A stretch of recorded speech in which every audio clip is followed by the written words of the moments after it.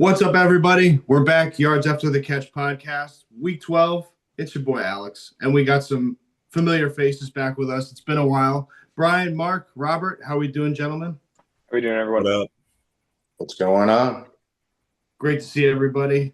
Crazy week of action. We're going to get right into it. But before we do, I want to clear the floor. We had some tragic news in the NFL. Marshawn Kneeland, 24-year-old Cowboys player, suddenly dead. His passing was sending a ripple effect through the league. I know a lot of teams have paid their respects so far, but as the resident Cowboy fan of the show, I just wanted to kind of open up the show and give Brian, a few moments to kind of, say his piece. So go ahead, my man. Appreciate it. Yeah, it's a terrible thing, that happened. Such a, young player in the league, second round pick, finally coming into his own this season, week after week. We all know the Monday Night Football game, the loss against the Cardinals. Sam Williams blocked the punt, and then Kneeland was able to return it for a touchdown. Easily one of his highlights of his career. And then a few days later, tragically, passed away.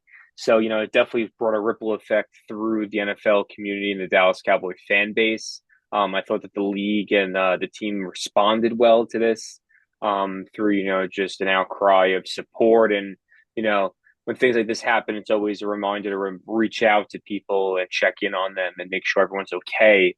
And, always know that there's support in the league and outside of it. So I thought they did a really good job of that. I thought Dallas did a really good job of making sure that Kneeland's wife and expecting child are going to be set up for life, basically with basically a fund to make sure that they never have to worry about a thing again in their life. Expecting more things and events to come with Dallas, and respect and honor his name. Definitely, he's going to be missed, and the season becomes very special in the sense of losing a teammate. Now you have a lot more to play for. Besides just playoff seeding, it's to remember someone, that was in the trenches with you, day in and day out. So, it's a sad day in Cowboys fan life. You don't want to see it. But now it's the job is to just honor and make sure that we remember his name and the kind person and the gentle giant they said as he was. Yeah, beautiful. Well said. This is a guy that in college at Western Michigan for 4 years, he had 149 sacks and 149 tackles and 12 and a half sacks. I mean, the guy was prolific, phenom off the line. His presence will definitely be missed in that locker room. But on a humanitarian level too, you hate seeing anybody, end their life tragically so young. Guy had a lot to live for, and I just hope that for everybody's sake that both sides of his family and his wife and young daughter get the care that they need to moving forward.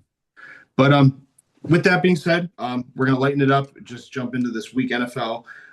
Week 11 NFL, crazy games around the league, but we do have to back it up to Thursday night because we got our boy Robert. It's the Pats, baby, taking care of business at home. What a game it was, too. These divisional games just get crazier and crazier every single week this year. Patriots take care of business 27-14 at home. They moved to 9-2, and for what it's worth, the Jets are back in the fourth spot, 2-8. Robert, I want to give you the floor because these are your boys. How are you feeling about this team after this win? Feel great, honestly. I was actually at this game, so okay. Atmosphere was great. It's so funny because as I was driving up to the game, Thursday night divisional game, you really never know what's going to happen. So I was expecting the Patriots to win, but at the same time, I was just kind of like, this would be such a classic letdown game. And honestly, first drive, Jets took, I think it was like 7.5 minutes off the clock, ended it with a touchdown. That's when I was kind of like, uh-oh. But, when you have Drake May, you're just kind of in a different position in this NFL world. When you just got a guy that is going to go out there and just do what he does. And I haven't been on the pod in a few weeks, so I'm just going to go ahead and sing Drake May's praises for a little bit here. Going into the season, if someone would have asked me before, I would have said I'm cautiously optimistic. One, because I didn't know Drake would be this good this early, but I thought he had a chance to get to that level. And obviously with Vrabel and the culture changing, there was a lot to look forward to. Now, if you also asked me, did I think the Patriots would be 9-2? The answer to that would be no. So I have nothing but good things to say, and I don't think I've been this optimistic with the Pats since, last Brady years pretty much. But going to the game, I mean, it was a pretty, I don't want to say ugly, but definitely what you would expect out of a Thursday night game where it was low scoring. Pats missed a field goal at the end of the half. That was another thing where it was like, uh-oh, here we go. But ultimately the Jets, they're just the Jets. It's going to happen every week, and especially when they come up to Foxborough. As I've said on this pod before, I despise them. So I was always happy to go there and see them lose. Defense played well, and honestly, the Pats just keep getting even more fortunate with their upcoming game against the Bengals. I mean, Jamar Chase decided to spit on Jalen Ramsey and get suspended, so I was cool with that. Be happy he's not out there. Bonus. You know what? But we're going to get into like the playoff picture a little bit later, I know. And I'm going to save some more thoughts for that because I got some takes I got to get off. So well put, brother. Yeah, it's been tough not having you on the pod because this team's been killing it, leading the pack in the AFC. But Mark, Brian, I'll open it up to you guys. What do you think about this game? Yeah, I just think, like Rob's saying, Drake May is really kind of paving the way for an MVP campaign right here, right now. I mean, arguably the best team in the AFC so far. I mean, I know technically Denver's at the top, but I'll take Drake May over Bo Nix at this point. A little bit sloppy, like the divisional games tend to be, but Travion Henderson is getting hot for the Patriots too. 3 touchdowns from him. That's no joke. It took a while for him to get there, but I think he's kind of arrived since Ramondre's been injured. So that's kind of opened up some opportunities for him. Definitely worried about the Patriots. I mean, I've talked to Robert and a couple of our other Patriots friends, and I've basically conceded the division at this point. It's going to be tough, especially after the Bills lost to the Dolphins and then the Patriots beat the Bucks. That was an opportunity that I saw to kind of gain a game, and they lost the game, and they already lost head to head. So Patriots, no joke. I see them winning the division at this point. The Jets, they're on the next season. I mean, they shoot themselves in the foot. They just trade for Adonai Mitchell. He's dropping balls left and right, and Fields is just an underwhelming thrower of the football. So they're tough to watch. Once again, looking ahead. Patriots got a bright future, it seems, under Drake. Yep. Yeah, for me, it's, Travion Henderson, like, he definitely, in my opinion, has to get more play now. I know he had a great preseason at week 1 and 2. He just looked like he was lost. Then Stevenson just took the helm after that, basically. With him coming back, I want to see both of them. Drake May has led the charge, but there's no reason why at 9-2 to start, assessing other options as the main, driving force of your offense. Because once you hit playoff time, everyone has a great quarterback. Everyone has a great defense. Drake May can't fully do it all. So, maybe in the next game, let's have 30 carries between 3 running backs, right? Like, let's try to, you could rely on Drake May if you fall behind to catch up in those situations. But it's sort of, you have the division lock right now. You can start to experiment a little bit and just get yourself a little more well-rounded because a lot of these plays are just breaking off. They're not designed runs for him to, get big yardage, right? When it comes to the Jets, football is, it's positional, but it's also athletes. Justin Fields is a great athlete. He's not a good quarterback, right? So maybe he's done in the league as a quarterback and he can't be like Terrell Pryor and then play, wide receiver and get 1,000 yards for a year. I wouldn't be shocked. He's a great runner of the football. He had 1,000 yards rushing. Put him somewhere else. They're going to start Tyrod Taylor now, which should, bolster. He's a good passer. He did well for Buffalo when he was starting those years. He doesn't, but he didn't turn the ball over and you made the playoffs. I know. So, you're where you are because of him. Yeah. And, he's going to be your quarterback. Try Fields out at a different position. Let's see what happens. You're 2-8. What could go wrong? Have him return punts. He could be like Joe, what's his name? Joe Webb, who we used to be on the Texans. Just try it out and see what happens. Yeah. I like Oh, that. yeah. All great points. And, it is, it's just, just sadly another lost season with the Jets. Kind of like the Raiders. They got like the same playbook. It's just constant tear down every couple of years. But if you're the Patriots, you got to be excited. The future is very bright. I kind of agree with Mark. I tend to lean on the side that it's very doubtful that Buffalo will win the division, but it's something that we'll discuss in the later segment with the playoff picture. I do want to get New York out of the way because they're awful, so we'll move to Green Bay and the Giants. This game was surprisingly very competitive. It came down to 27-20 victory for Green Bay, but it took a touchdown pass in the fourth quarter with 4 minutes left to Christian Watson. Really exciting. They went for two and they won and they converted. This was, it was kind of an ugly game. Both quarterbacks had their fair share of issues throughout this game. Jordan Love was a bit pedestrian, and so was Jameis on his first start of the year.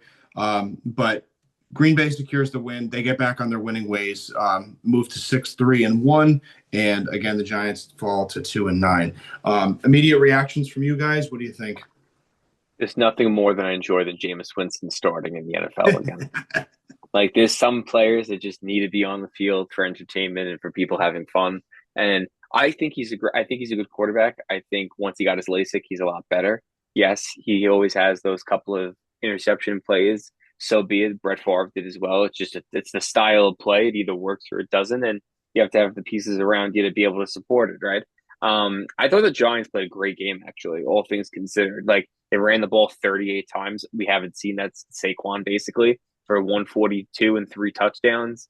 And they passed well too. They had 7 guys, get targeted. So it was a solid game. I like seeing that after a coach getting fired, the response by them. I think this game is more of an indictment on Green Bay. I continue to say after, the last beginning of the weeks, I think they're frauds. I don't think Jordan Love is living up to being Jordan Love. I think their defense is lackluster outside of Michael Parsons. When he does get to the quarterback, no one else is pass rushing, and they're abysmal in the run defense. So, I really think that this team could easily, based on schedule, slip out of the playoffs. Fair point. Yeah, I think it really does kind of highlight Green Bay's inconsistencies. I mean, they look like the best team in the league the first 2 weeks of the season, and then they drop one to the Browns. That was just very unexpected, but they kind of are keeping pace. They're still in this thing. I know Chicago's at the top of their division, and the Lions are above them too. But I got to see more from Chicago first to buy that, and just as long as Jordan Love can do those fadeaway deep balls to Christian Watson, I think they have a chance. But the Giants just kind of remind me of the Jets, looking ahead at next season already. Definitely encouraging to see them respond after a coach being fired.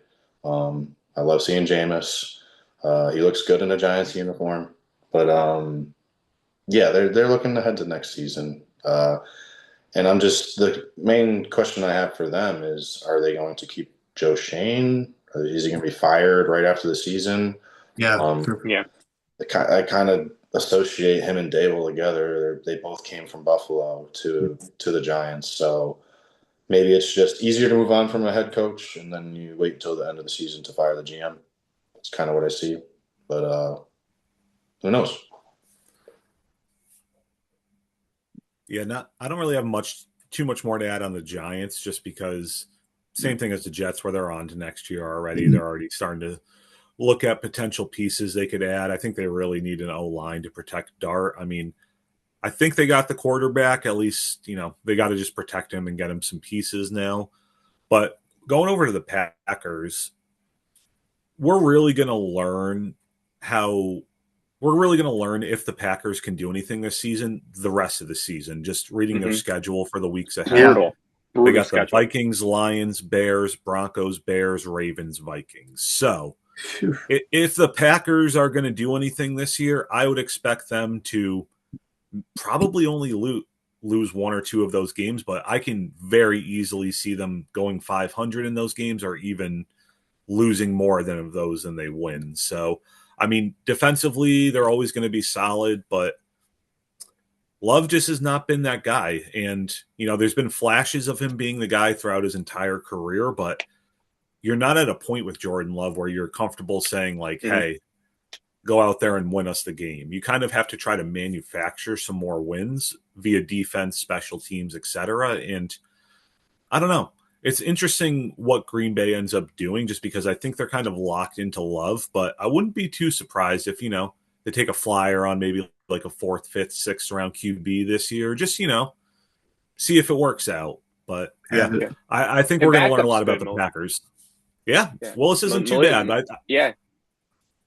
He's older though now, because of college and a few years in the NFL. But, looking at your schedule you just mentioned, like I could see them finishing 10-10, what is it, 10-7-1 or 10-6-1. I could see that happening. They split against the Bears, they lose to the Broncos and the Ravens, and they split with the Lions. That's 4 more losses. And then, what happens with the Vikings. Yeah, I mean, the Vikings are no rollover either, though. So and especially I wouldn't be surprised if they split those. It's at Minnesota the last week of the season, right? So that's at that point you're playing spoil football and just trying to mess up with the playoffs. Mm-hmm. Yeah, they got to be careful. That's a great little segue because before we move off this game onto the next game with Carolina and Atlanta, I did want to talk briefly about where this NFC North sits right now. I did do a little research on the odds to win the division. Detroit is plus 135 at the best rate at 47% chance, followed by Green Bay and Chicago. And the reason with Chicago is as they've been impressive up to this point under Ben Johnson, they have the most ruthless by far schedule remaining the last 7 weeks. And that's really kind of, a credit to what you guys talked about with some of these upcoming opponents and how they're going to finish out the season. So I just want to kind of go around briefly. We won't stay on it too long, but who do you guys have winning the NFC North as it currently stands? I'll take the Lions. I think they're just the most established team of the bunch so far. Like we talked about with Green Bay, they're just a little too inconsistent. They might have the most talent, but I just think Detroit just kind of ties it all together better. Seems like they're figuring things out with their coordinators that moved on. And they have one hell of a home field advantage. I get a little worried when they play outdoors like they did against Philly. Jared Goff just looks very ineffective, but if they win the division, they'll have at least one home playoff game. So I think that'll help them. And regardless of not being able to move the football against the Eagles, they still had a chance to win the game at the end. I mean, that failed push really put them in position. So I see the Lions taking this division. And what's interesting, too, with that Lions game is after this weekend with the Giants, they have to play Green Bay on Thanksgiving on a short week. Then they have to go to the Rams 4:30 on December 14th, which is going to be tough. But rounding out things, at the end of the year, who knows? I think that they have the easiest schedule. But I do have questions about where they're at with this offense as we saw with that Philadelphia game. Brian, Robert, what are you guys thinking with this division? I think Detroit, I think it's going to come down to one game. I think the tie with Dallas is going to kill Green Bay because I see them going 10-6-1, and I see the Lions going 11-6. I think the Lions are going to end up winning out, beating the Giants, beating Green Bay, and I think they lose to Dallas and the Rams, then win out. So that's also my prediction. I think Dallas is also going to make the 7th seed in the playoffs, but that's a totally different story for a different segment.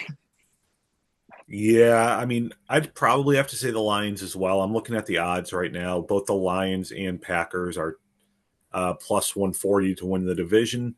Bears are actually plus 320, and which is funny considering they're in the lead right now. But I think if the Bears can beat the Steelers this week, that'll tell us a lot about how that division shakes out. Now, I don't expect them to, but if they can, that'll kind of help them put a stranglehold on that division. Just having they play the Browns as well, so it'll be a easy win. But yeah, I think the Lions end up pulling it out as well. I think they kind of what Mark was saying, where they struggle on grass. I looked at their schedule, and I think their next 5 or 6 games are all in domes, so they might just be able to get that hyper offense going and on that short turf. Now, how that plays when they have to play outside in January, we'll see. Yeah, it's a different story. I say one thing though with Detroit, like I love Dan Campbell, but sometimes I think he's the biggest idiot in the room. Like, there's a reason why we have punters don't go on Right. fourth down every Right. time. I know it's your identity, but your identity cost you the game against Philadelphia. And at this point, you have the two best running back. You have the best running back doing the league. How about you run the ball on fourth down instead of passing the ball when you have your quarterback shaky the entire game and the run defense of Philly is weak. So, like, I think he overthinks it a lot. And I think that might be their downfall, though, also. It's he needs to just actually, like, really, his situational football is beginning to lack a little bit every loss I see now. Yeah, all great points. I think it's going to be interesting next few weeks for this division. A lot of cannibalism as we come down to the wire with some of these head-to-head matchups. A couple short weeks, couple wrinkles. It's going to be really exciting. To a division that's less exciting, Carolina visited Atlanta this weekend, but surprised us on a competitive basis. We kind of jokingly call this the Desmond Bowl because he hates both of these two teams because they're fucking unbearable to watch. So went into overtime. Bryce Young had a Jekyll and Hyde type of game. Came back 448, 3 touchdowns. 31 of 45, played a pretty amazing game, even though being sacked 5 times by the Atlanta defense. Bijan had a monster game on the ground, but I'll open it up and let's start with Mark. What did you take away from this game? Bryce Young has finally emerged, looking like a number 1 pick maybe. Panthers are pretty frisky right now. 6-5, they're in contention for the division with the Bucks still, especially after the Bucks lost to the Bills this week. The Falcons, though, I think they're kind of like the Jets and the Giants at this point. We're kind of on to the next season. I know you got Kirk Cousins, who is an effective starter, but I don't see him staying in Atlanta next year. So is his heart really in it to take this team where it needs to go? And it's really a bummer for Penix because he's had a history of these knee injuries, and you invest 8th overall pick in him, and this is not what you hope for in your second season. A lot of talent on that team: Drake London, Bijan Robinson.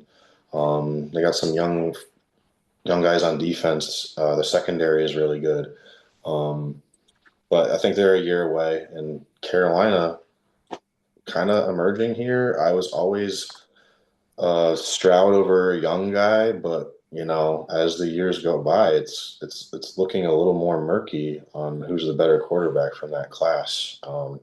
Franchise record in passing yards, 448.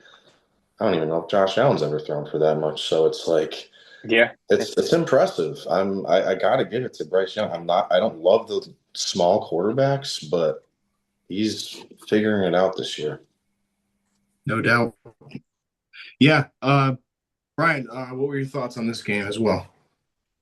Bryce Young, I give him a lot of, he reminds me of Drew Brees in the beginning of his career, just a little bit less successful at the beginning, just say type of like stature, body, getting beat up, bad teams, hasn't had the injury yet, thank God, but, similar kind of style of play, and it's coming to his own. They're playing to his strengths now. Rico Dowdle, in my opinion, as by far the biggest signing of the season when it comes to running back value for an impact on a team. He's willed them to a 6-5 record basically with Bryce Young. Him and like Javonte Williams, I would say for Dallas, like of impact caliber actually for the team for wins losses.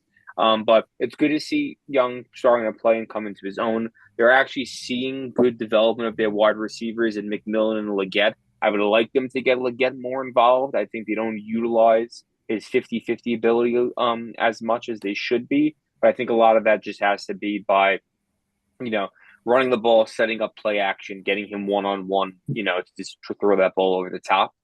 With Atlanta, I think it's time to blow it up at head coach.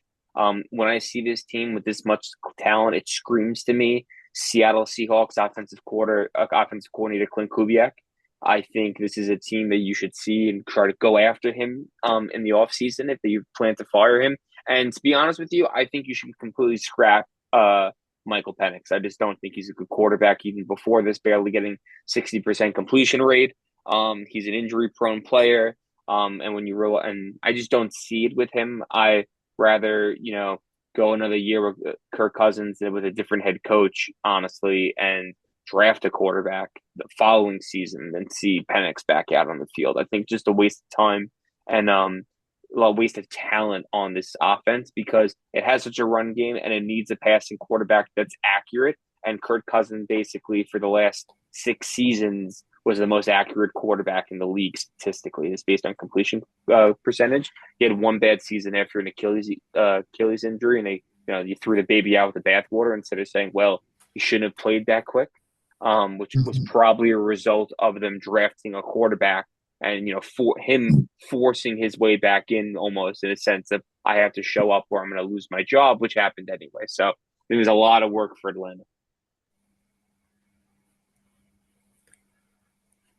Yeah, I tend to agree with most of that. Now, I did talk a lot of crap about Bryce Young just after I think it was the first or second week this year, and he did have a phenomenal game. I don't want to take that away from him, but saying he's back might be a little bit, or that he's arrived might be a little bit too premature just because he had more passing yards in this game than the previous 3 weeks combined. So who knows? It could have just been like a one-off performance. I will say, Wild.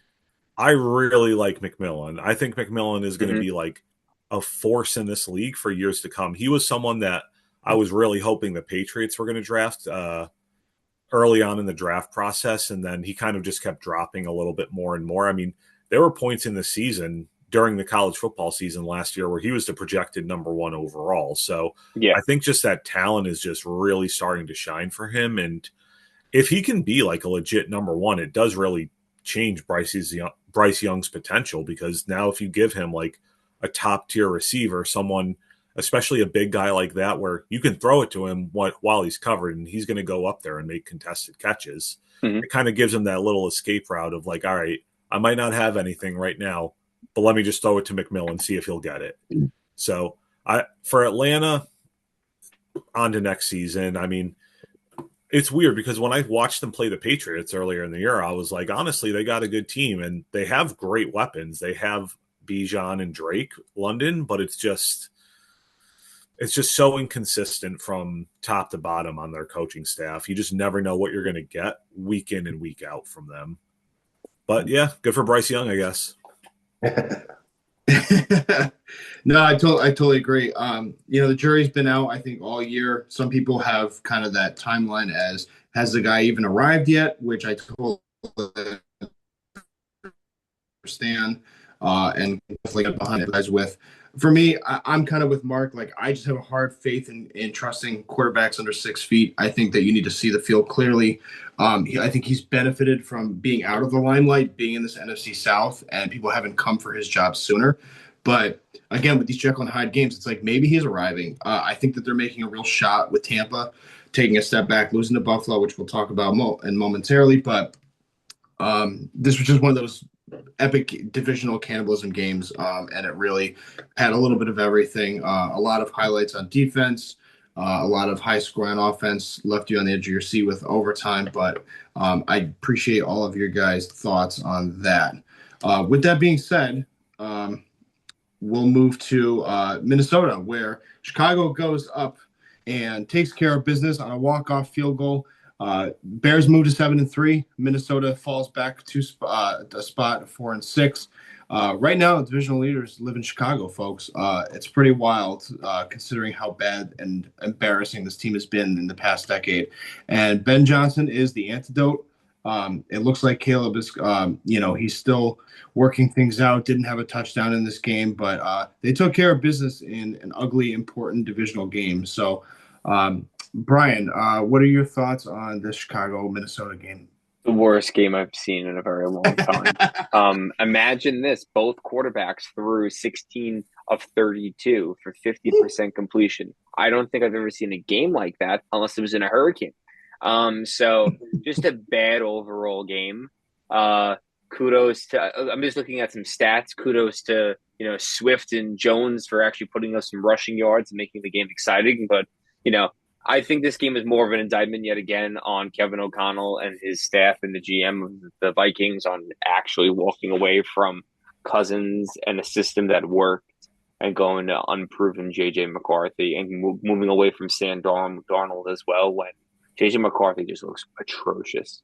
And I keep on seeing everywhere, oh, the last 1 minute of the game, he has that it factor, okay? And then Chris Carter said a great quote this week. What about the other 59 minutes? Yeah. Why do we we're not here, we're not the cardiac kids, we're not here to play this kind of football. I want to be winning throughout the game every quarter, and I don't want to then so much that I want to have my backup in the fourth quarter. This style of play is just unnecessary. And with the Bears, Williams is still shaky, and we're going to see what happens. He's really, at the end of the day, he's just going to be, he's going to be disguised by Ben Johnson. And then the question is, year to year, if you don't see improvement, it's a time to just rip the Band-Aid off to then have a player elevate Ben Johnson's play calling, not the reverse. Yeah, totally agree. Robert, I'll go to you. What did you think of this game? Yeah, honestly, I didn't get a chance to watch really any of this game. I did go and watch the highlights, as few of them as there were, but I think kind of what I was saying earlier, where we're really this Bears team just keeps winning in these super weird ways. Every week they go into a game and you're like, yeah, well, now they're going to lose, and then they just keep winning. And a lot of that has to be to Ben Johnson's credit. Williams, jury's still out on him, but hey, it's the head coach's job to scheme up wins. So that's what he's doing. Like I said, we're going to really figure out the NFC North in the remaining part of this season, because all of these teams tend to play each other another one or two times. And if the Bears can do it, if the Bears can start off with the win against the Steelers this week, I think that's going to really give them some credit, not just around the entire league. People are actually going to start looking at the Bears as real potential to win that NFC North title. So talk to me next week after the Steelers game. I think we're going to figure out the real Bears this week.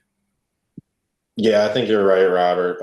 If they want to win the division, it's a must-win game this weekend. And Minnesota, what a fall from grace. I mean, it's got to be hard watching Darnold put up the numbers he is in Seattle. I know this past week wasn't his best, but yeah, just JJ just underwhelms. I mean, yeah, you have a nice last drive in the last minute, but it's not enough to seal the deal. And the Bears just keep squeaking out wins, field goal wins. I don't know how sustainable it is, but we'll see what they can do in Pittsburgh. All the credit goes to Ben Johnson, though. I'd say with that team, because Caleb is still figuring it out with all the physical talent he has. It's just he's got to spend some time with Ben, really hashing this thing out. But yeah, I agree, Robert. That game in Pittsburgh is going to be a good one. I'm going to have to tune into that. Yeah, absolutely. I think that's one of the best games on the slate this weekend. Chicago's getting 2.5 at home, which may surprise some people, but there's going to be terrible towels all around the Soldier Field as well. So definitely one of the best games coming up this weekend. It'll tell us a lot about Chicago, like we said. And with that, we will move to Tampa Bay Buccaneers going up north to Buffalo. Mark's boys took care of business thanks to the superhero heroics of Josh Allen. 6 total touchdowns on the day, breaking multiple historic records. Absolutely insane. I mean, we're running out of superlatives for this guy. It's unbelievable. He's certainly my offensive player of the week, which, by the way, we'll talk about giving out those awards in a little later segment, offensive, defensive players of the week. But with that being said, I want to give Mark the floor to kind of just give the man his flowers, continue to put people on his radar, let everybody know who this man is. Just what the doctor ordered. Yeah, after losing to Miami, I was kind of in a dark place. I was like, I don't know about this team anymore. I don't know what to believe. But then Josh Allen comes through, and not even right away. He had an atrocious interception in his own end zone. Throws another ball into double coverage, tip ball, interception. I'm just like, is he like regressing before my eyes? And then here you go, his second three pass touchdown, touchdown game of his career. The only other person to ever do that in NFL history is Otto Graham in 1954.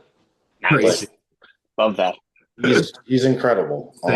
He's just, and it's not like Keon Coleman is a healthy scratch.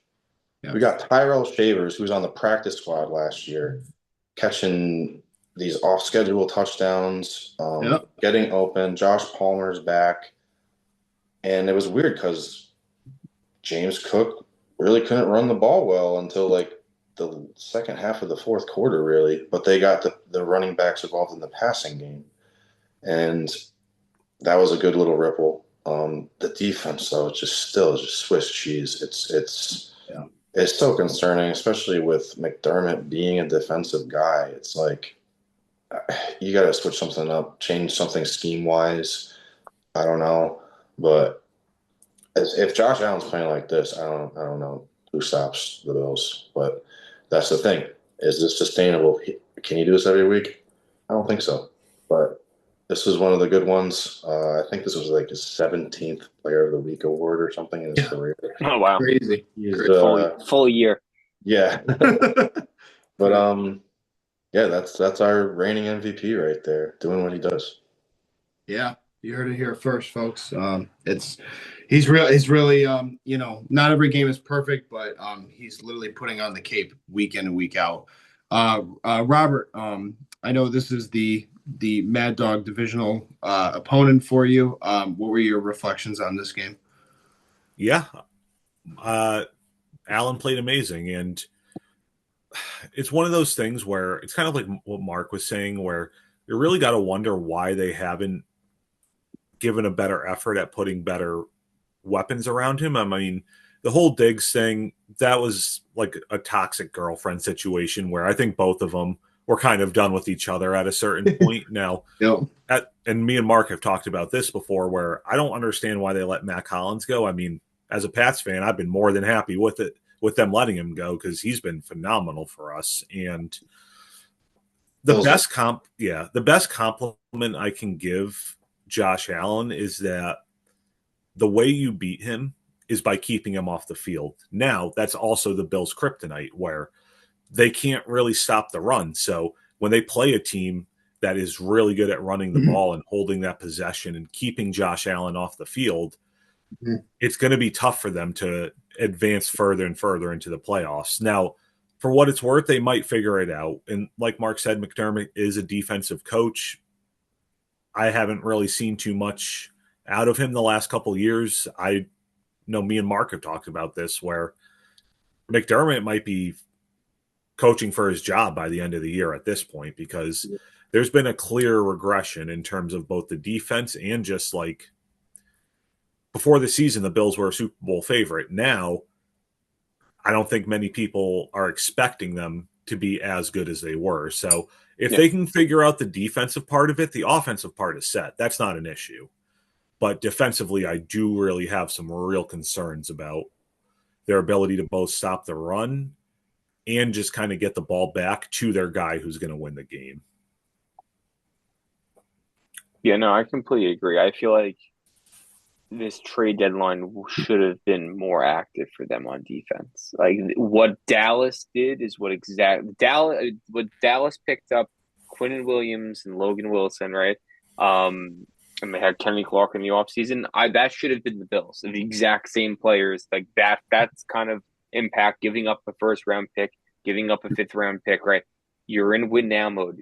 Josh Allen has a cap, right? You can only so many seasons until a running quarterback eventually goes. It's like 7 to 9 years. Cam Newton actually did a whole segment on this a couple of days ago on all the great, dual threat quarterbacks, and the prime is 7 to 9 years. Well, Josh is almost at the end of that. If you really think about it, I think this is his 7th season. It feels like 8th year. 8th. So you have a few years before those 3 rushing touchdowns become a concussion. or the hip starts bothering you a little bit. We don't want to see it, but that's just a factor of that kind of style of aggressive play.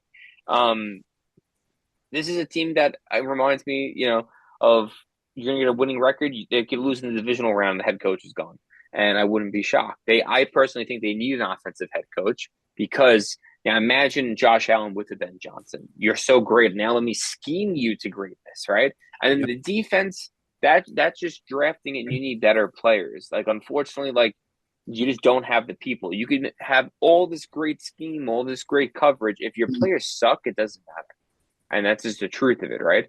You just need actual athletes. You need hard-nosed players, Pro Bowlers around everywhere. Like, you can't have Tre'Davious White being your starting cornerback after a season ago, cutting him and then bringing him back, right? What does that say? You're literally at the bottom of the barrel asking someone to come back after cutting the paycheck. So that's the writing on the wall for me with them. Yeah, all fair points. I think the biggest key takeaway I think that you mentioned is style of play. I wouldn't necessarily put that regression on as a timestamp on Josh's career because I think that he has the ability and the talent to pivot his game. We've seen his arm. We know that he could be a quarterback as much as a guy who can roll out and make moves with his legs. I think it's been a product of this offense that he's had to do a lot of that stuff as well, particularly with this season.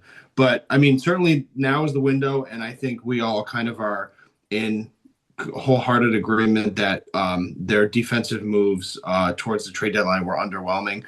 They should have had a Dallas type of situation, and Dallas isn't even competing for a title.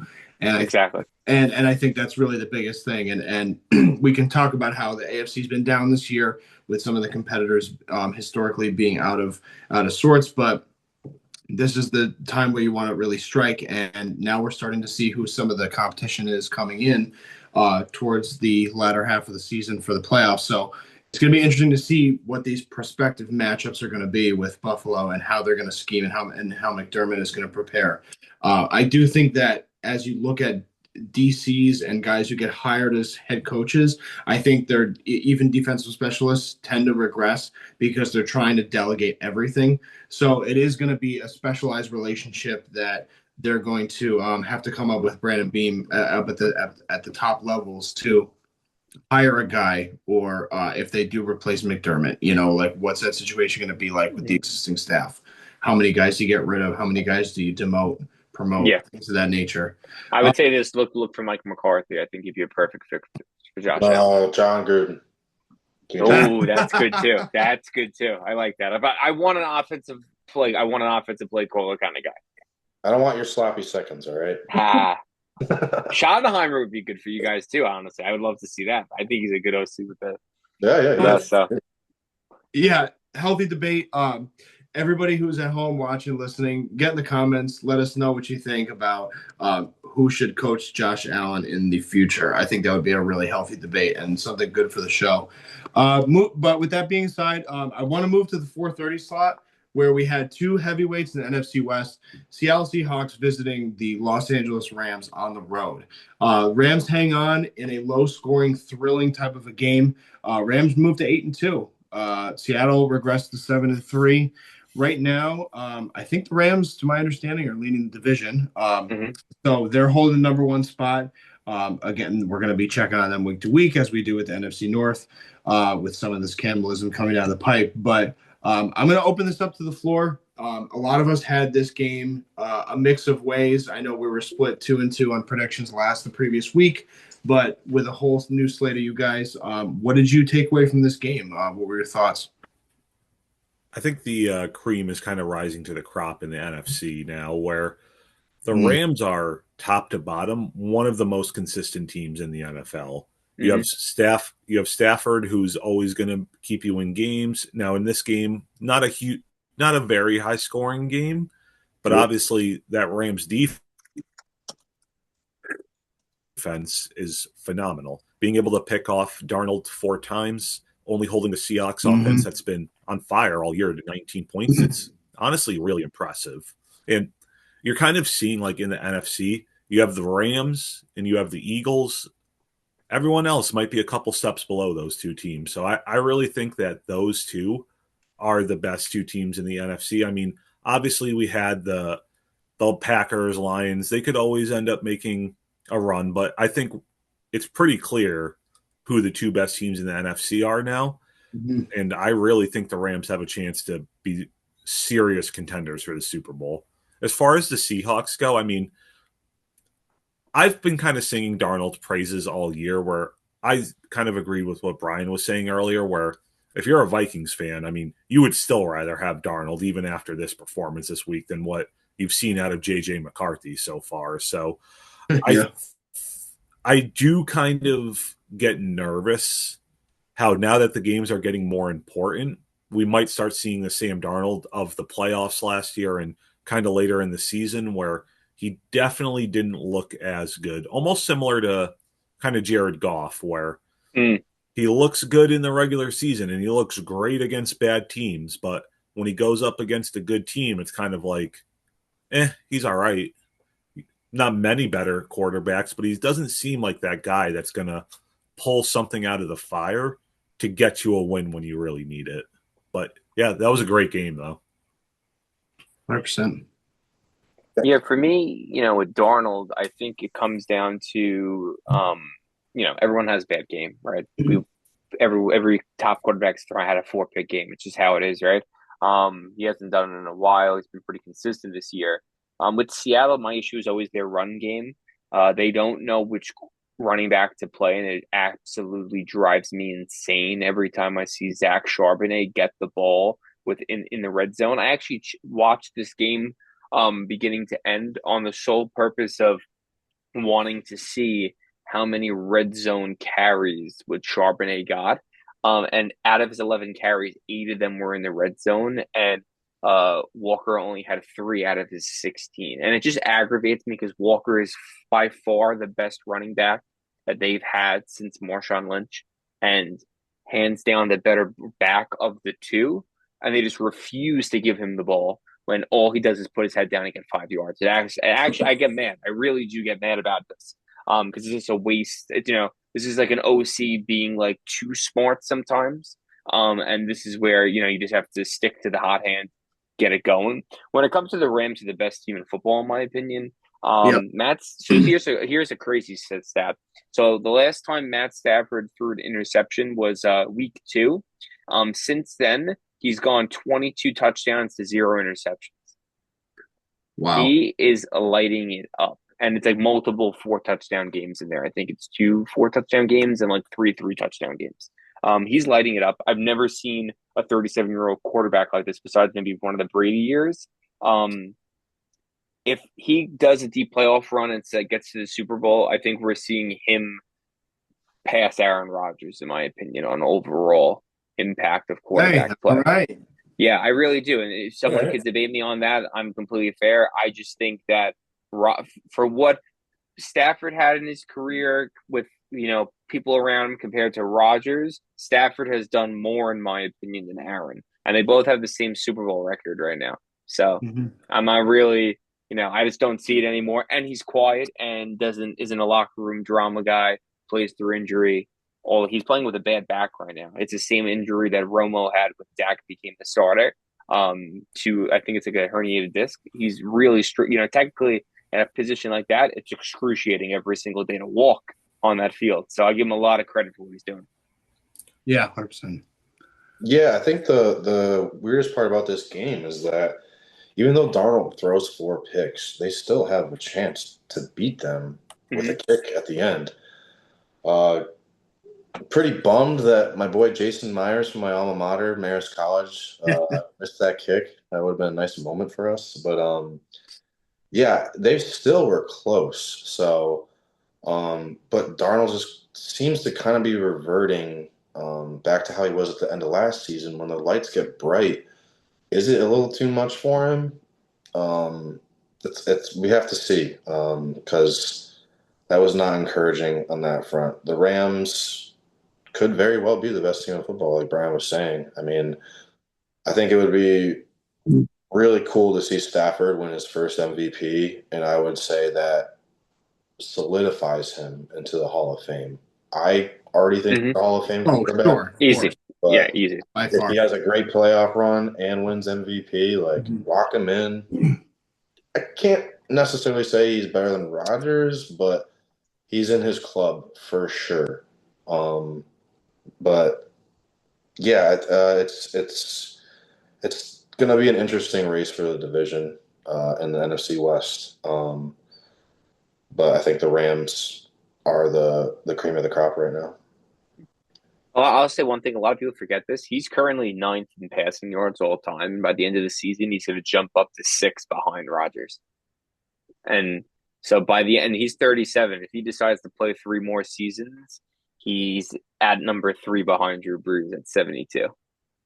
Just keep on if he just keeps on playing. So Yeah. he's building this resume that really if you look at I always say if you look after five down, they're all sort of similar. One Super Bowl or no Super Bowl in that area right there. Besides Big Ben, he's his company is starting to underperform him in a sense. Yeah, absolutely. And I think there's multiple different conversations depending on what type of fan you ask about Stafford or where he is in his career. Like, are we still having with certain people the Hall of Fame debate, or are we having a top 25 quarterback type of debate all time? Or are we having a debate about, is he even still, the best quarterback in the league right now? So, there's a lot of different debates going on. I think at the beginning of the year, my predictions, I had them in the NFC Championship game, possibly going over the top against Philadelphia and making it to the big dance. So I think that, from a power rankings perspective, I think they are the best team in the league, top to bottom. I don't see any holes in this team's game.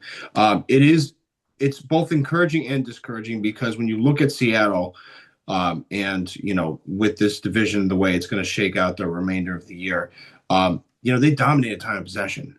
And yeah, they had their 4 interceptions, which should put a nail in the coffin to any team. But the reality is that they were in it even just down to the last possession and still had a chance on the road. And, fast forward a few weeks when they go up to Seattle, that will be another, must-win game for them to, avenge that loss. I think that things are going to be written a little different. I think that run game is going to get cleaned up. I think, and it's going to be more decisive. The strategy for McDonald is going to be very, it's going to be very targeted to attacking the holes of the secondary with the Rams and putting Darnold on the spot in the spotlight. It's like, okay, you're in front of your crowd, 12th man. Here we go. This is your chance to take back the division. So I think all of those things are on the table, but we'll table this conversation for now. Moving on briefly, we'll just talk about Baltimore, Cleveland. Ugly game, 23-16. Baltimore move on to 4 straight wins. Cleveland is abysmal, as we know. Shador got his first snaps of the year, folks, and that's kind of part of why I want to talk about the game, but also from a competitive standpoint, this is one of those ugly divisionals that we had circled in week 10. So with that being said, I will start with Robert. Cleveland, Baltimore, almost unwatchable on paper, but what did you take away from this game? Yeah, I was going to say, if you watched all of this game, you might need to check yourself into like a psych ward or something. But unless you're a Steelers fan or something. Yeah, I mean, that was just a brutal game. And definitely cool Shador got in. I mean, I don't want to give him too much grief just because coming into a game when you're the backup against it's a really tough situation to get put in. So I'm interested to see how he does with his upcoming start. And I'll kind of give him a more fair judge after that. Mm-hmm. Now, on the Ravens end, I don't know whether to be concerned about the Ravens or just kind of chalk it up to playing that Browns defense and, having to go up against Myles Garrett, who, let's be honest, is probably the best defensive player of the 2020s. Like, that guy is just unreal how good he is. Yep. Honestly, I really didn't watch much of this game, as you might understand. So I'll give it over to you guys. See if you have any thoughts on it. It's funny because Lamar is back from injury, but he is definitely not the reason they won today. Right. He threw 2 costly picks. I'd give the offensive performers for the Ravens really were Mark Andrews and Derrick Henry. I mean, Mark Andrews had a crazy like fake tush push like roll out and had a rushing touchdown like for Best play ever. that was insane. It was great. I mean, I don't love the Ravens, but that was cool to see. Yeah. And yeah, you got to give Shador another chance. I mean, that's unfair to him. He's not getting the first team reps like Dylan Gabriel is, and it's like, why not start him against the Raiders next week, which they are, and see what you really have. Because all out. I still just don't buy that Dylan Gabriel is the better quarterback than Shador Sanders. I really don't. Not at all. And this isn't, yeah.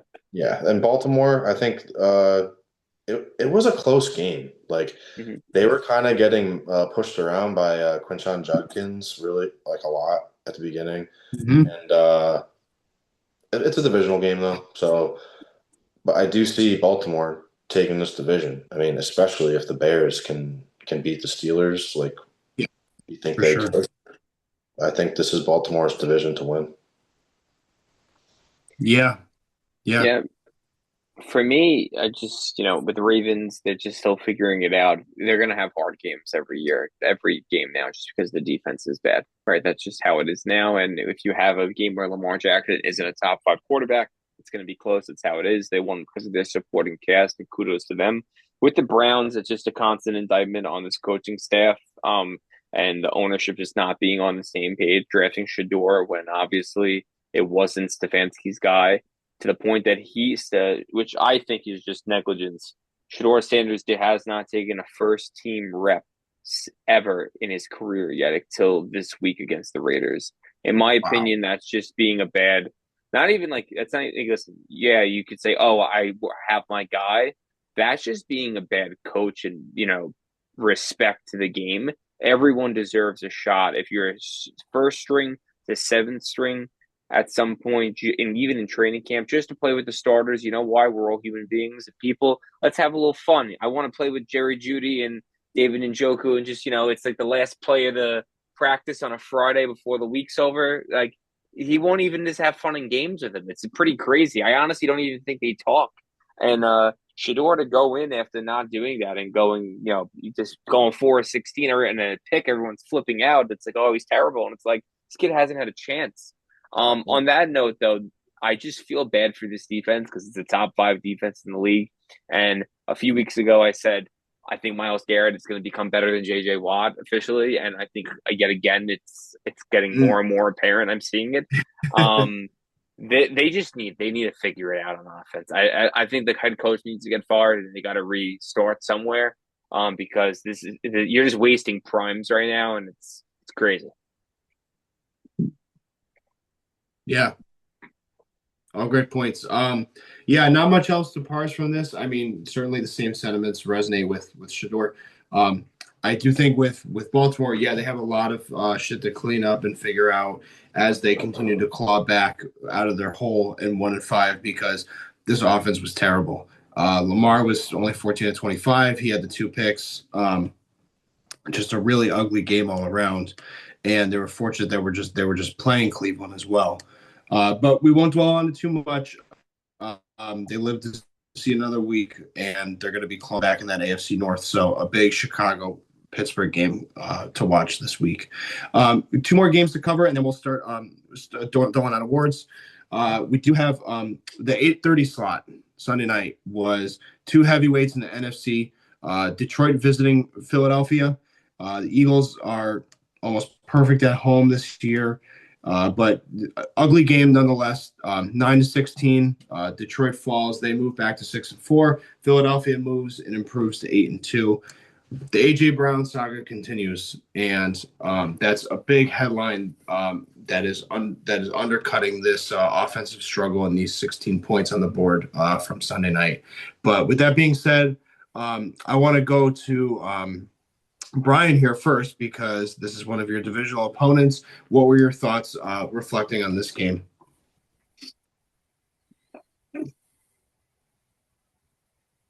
Yeah, you guys hear me? Yeah. All right. So there we go. Philly is just such a joke. It drives me crazy. Like the fact that this is the worst 8-2 team I've ever seen in my entire life, and I should have known they were bad when we almost beat them week 1. And I'm mad that we didn't, because this 8-2 record makes it very hard to not win the division. When I really think that from top down in the NFC East, everyone's a lot closer than people think.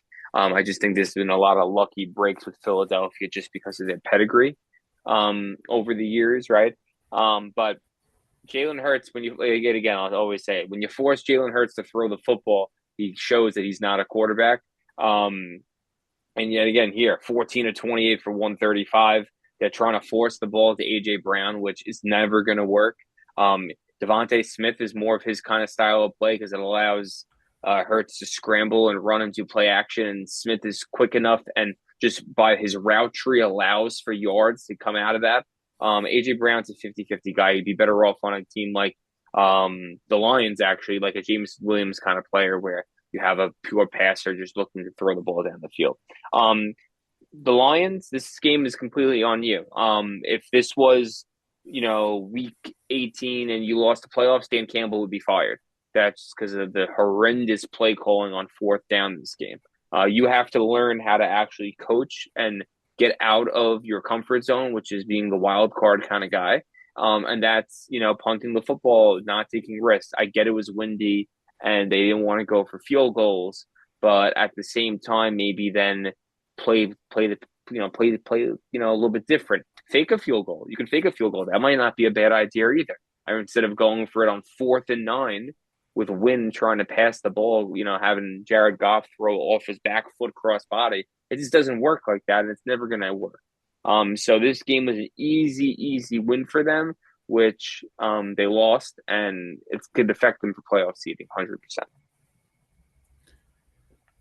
Yeah, kind of going back to what I was saying earlier, where I think it's the Rams and Eagles. Like, I don't necessarily agree that. I think the Eagles are a pretty good team, honestly, and offensively they have their struggles. I'm not going to sit here and pretend like Jalen Hurts is going to light you up for 300 yards or anything like that, but that defense is looking pretty scary. I mean, the addition of Jalen Phillips, obviously, at the trade deadline, he's been playing real well for them since he's been over there. I mean, holding the Lions to 9 points is no small feat. So if they can keep that defense as good as it has been, I mean, I think that they have a real chance of still competing for a Super Bowl and NFC championship just solely off the back of that defense. And when you have playmakers on your offense, I mean, you never know. Saquon could just break a 60-yard run at any point, and all of a sudden you're in the red zone. You can throw it up to A.J. Brown. As long as it's in his vicinity, he has a chance to get it. And whether or not Hurts can get it in the vicinity, I guess that's to be seen. But I would say we'll see how legit the Eagles' defense is this week against your Cowboys, Brian, because it's basically polar opposite teams, where the Eagles don't have a good offense, but they have a great defense. The Cowboys have a great offense, but don't have the best defense. Obviously, it's gotten slightly better with some of the trades they've made, but I really am curious to see what this Eagles team looks like in a division game against the Cowboys this week. Yeah, no, I agree. I think it's the game of the year. That's how this is turning up to be right now. It's up there. It'll be a good one. Yeah, Philly is just. It seems like they're missing the production that they had from Saquon last year. I think that's been a real missing piece for them. And now that Lane Johnson is injured, that's a very huge part of their operation. I mean, they're probably not going to be doing tush pushers as much just because of that alone, I'd say. And but they still have the same pieces otherwise. Like Robert's saying, AJ Brown's good. Still got Devontae Smith. Still got Dallas Goedert. And even though Hurts isn't going to light you up, he still can sometimes. I mean, he has in the Super Bowl, so if he could do it then, he can do it whenever. I still see them in the NFC Championship, but I think they have a little chink in their armor compared to last year. For the Lions, though, just a weird game. Like I was saying earlier, I just don't know if Jared Goff is good at playing outdoors. I think he had to put on a glove on his throwing hand, and when you don't do that normally and you have to do that for an outside game, like I feel like that can throw you off a little bit. Jahmyr Gibbs is just incredible, though. I mean, 5 receptions for 107 yards. It looks like he was just like a video game character out there sometimes. Yeah, gadget. So, Really is a gadget player. Yeah, it's insane. And Jameson Williams had a touchdown. Amon Ra was quiet. They couldn't figure it out offensively. But you look at Philadelphia, the other side, they couldn't really figure it out offensively either. So give some credit to the Lions on defense, but I think the Eagles are the better team and the better contender. I'll say one thing with Philadelphia. I just saw this today. The route tree comparison from A.J. Brown under Kellen Moore, the new offensive coordinator. He's run, I think it's upwards of like 75% less in type of routes in this current OC than Moore. So I think a lot of the woes of this offense seem to be scheme because all the players are there, and it's that identity that they're just still not used to. Makes sense. Yeah, and just to circle back, Lane Johnson suffered a Lisfranc injury, which should keep him out a few weeks. It's not a season or career-ending injury, thank God, for his sake. But it's tough to watch, especially with this offense moving forward, where they're going to get that spark from. They lost a few guys in offseason and I think that. Moving forward, you have to be able to put up points to compete with the Rams, and that's really my biggest concern with them. Is just if they have to go on the road, it's going to be tough. But I think that with Dan Campbell moving to the Detroit side, I totally agree with you guys. I think he needs to. I know it's his identity to be ballsy, and go for it on every 4th and down opportunity, but. Wind is not an excuse. They had a few, 4th and short opportunities within the 30. They could have kicked, they left points on the board, and they could have put this into, put it into contention, maybe forced overtime, close game. So, there's a lot to be desired with that team as well, from my opinion, as we zoom out on the Lions. But we have one more game to cover. I really don't want to cover it, but I know it's Brian's boys, and he's been off the past few weeks. So the boys come into Vegas, and they squeaked out a really impressive win on a bounce back off a bye, playing my dog shit Raiders, doubling them up 33-16. Cowboys are just a shade under 500 now. And my abysmal Raiders are 2-8. So I will give you the floor. Victors go to the spoils. Brian, tell me about your team and how impressed you were with this win. So, like the debacle that is Dallas, right? It's like a couple weeks ago we lose to the Broncos like 44-24, and then the Raiders lose to the Broncos 10-7, and then we beat the Raiders 33-16, or 31-9. So it just comes down to I just don't know what to make of the NFL with these teams on just like 1 week they're amazing, 1 week they're not. So, but I do respect the Raiders defense. I think they're a decent group, in the mid-teens. I think they have a lot. I think Jamal Adams playing linebacker now is great. And they're Max Crosby's Max Crosby. So for Dallas, it was a must win just because of Marshawn Kneeland, basically. And if you lose, you're out of playoff contention, in my opinion, with that Cardinals loss that killed us. Dak Prescott's playing the best I've seen. He's first in QBR, second in yards, sixth in touchdowns. He's really lighting it up. I think this is what I'm more impressed of is CeeDee Lamb and George Pickens living it up the night before in the club, throwing up outside of Red Rock Casino, and Jerry and Brian finding out and benching him the first series, and then going off both of them for an insane game. So they must have took some Tums and got out there and just started churning it up. So fun, entertaining game, and looking forward to the memes on that one. It was a primetime game, so they had some time to recover. But I tell you, that 88, man, it just brings out the ghost of Michael Irvin for everyone. That's it. Yeah, the Cowboys' history there. It does. I don't have much on this game. I think we kind of expected to see this, especially after the Kneeland death. That's going to cause some inspired football, in my opinion. And yeah, it's crazy. Like Pickens still puts up 144 yards. Maybe he should hit the casino before every game. Put it all in black. We don't promote drinking and gambling, but if you're George Pickens, you hit that bottle and hit the roulette. But please, DraftKings sponsor us, please. Yeah, Robert, what you got, man? Yeah, I mean, it's funny because I think Geno Smith had a quote, either it was today or might have been yesterday, where someone asked, basically he said like, "Oh, blame everyone, blame."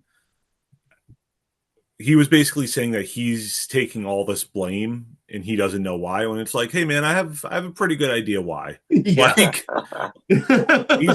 Like he's been so mediocre this season, and based off how he had been with the Seahawks the last few years, honestly, I thought he was going to do pretty well there. And I have to be honest, I don't think Pete Carroll should be an NFL coach anymore, man. Like It's kind of similar to Belichick in the sense where when you get past a certain age, just this way football is played is just so wildly different from when Pete Carroll started coaching and when he had all his success to even now. Like now it's all about having those Ben Johnson types where he's going to be able to scheme so many different types of ways your offense can win. And the rah-rah Pete Carroll, like, chewing gum profusely on the sideline, like players coach. It's just, I don't think he's I'm curious on Alex's thoughts on it, but I'd be shocked.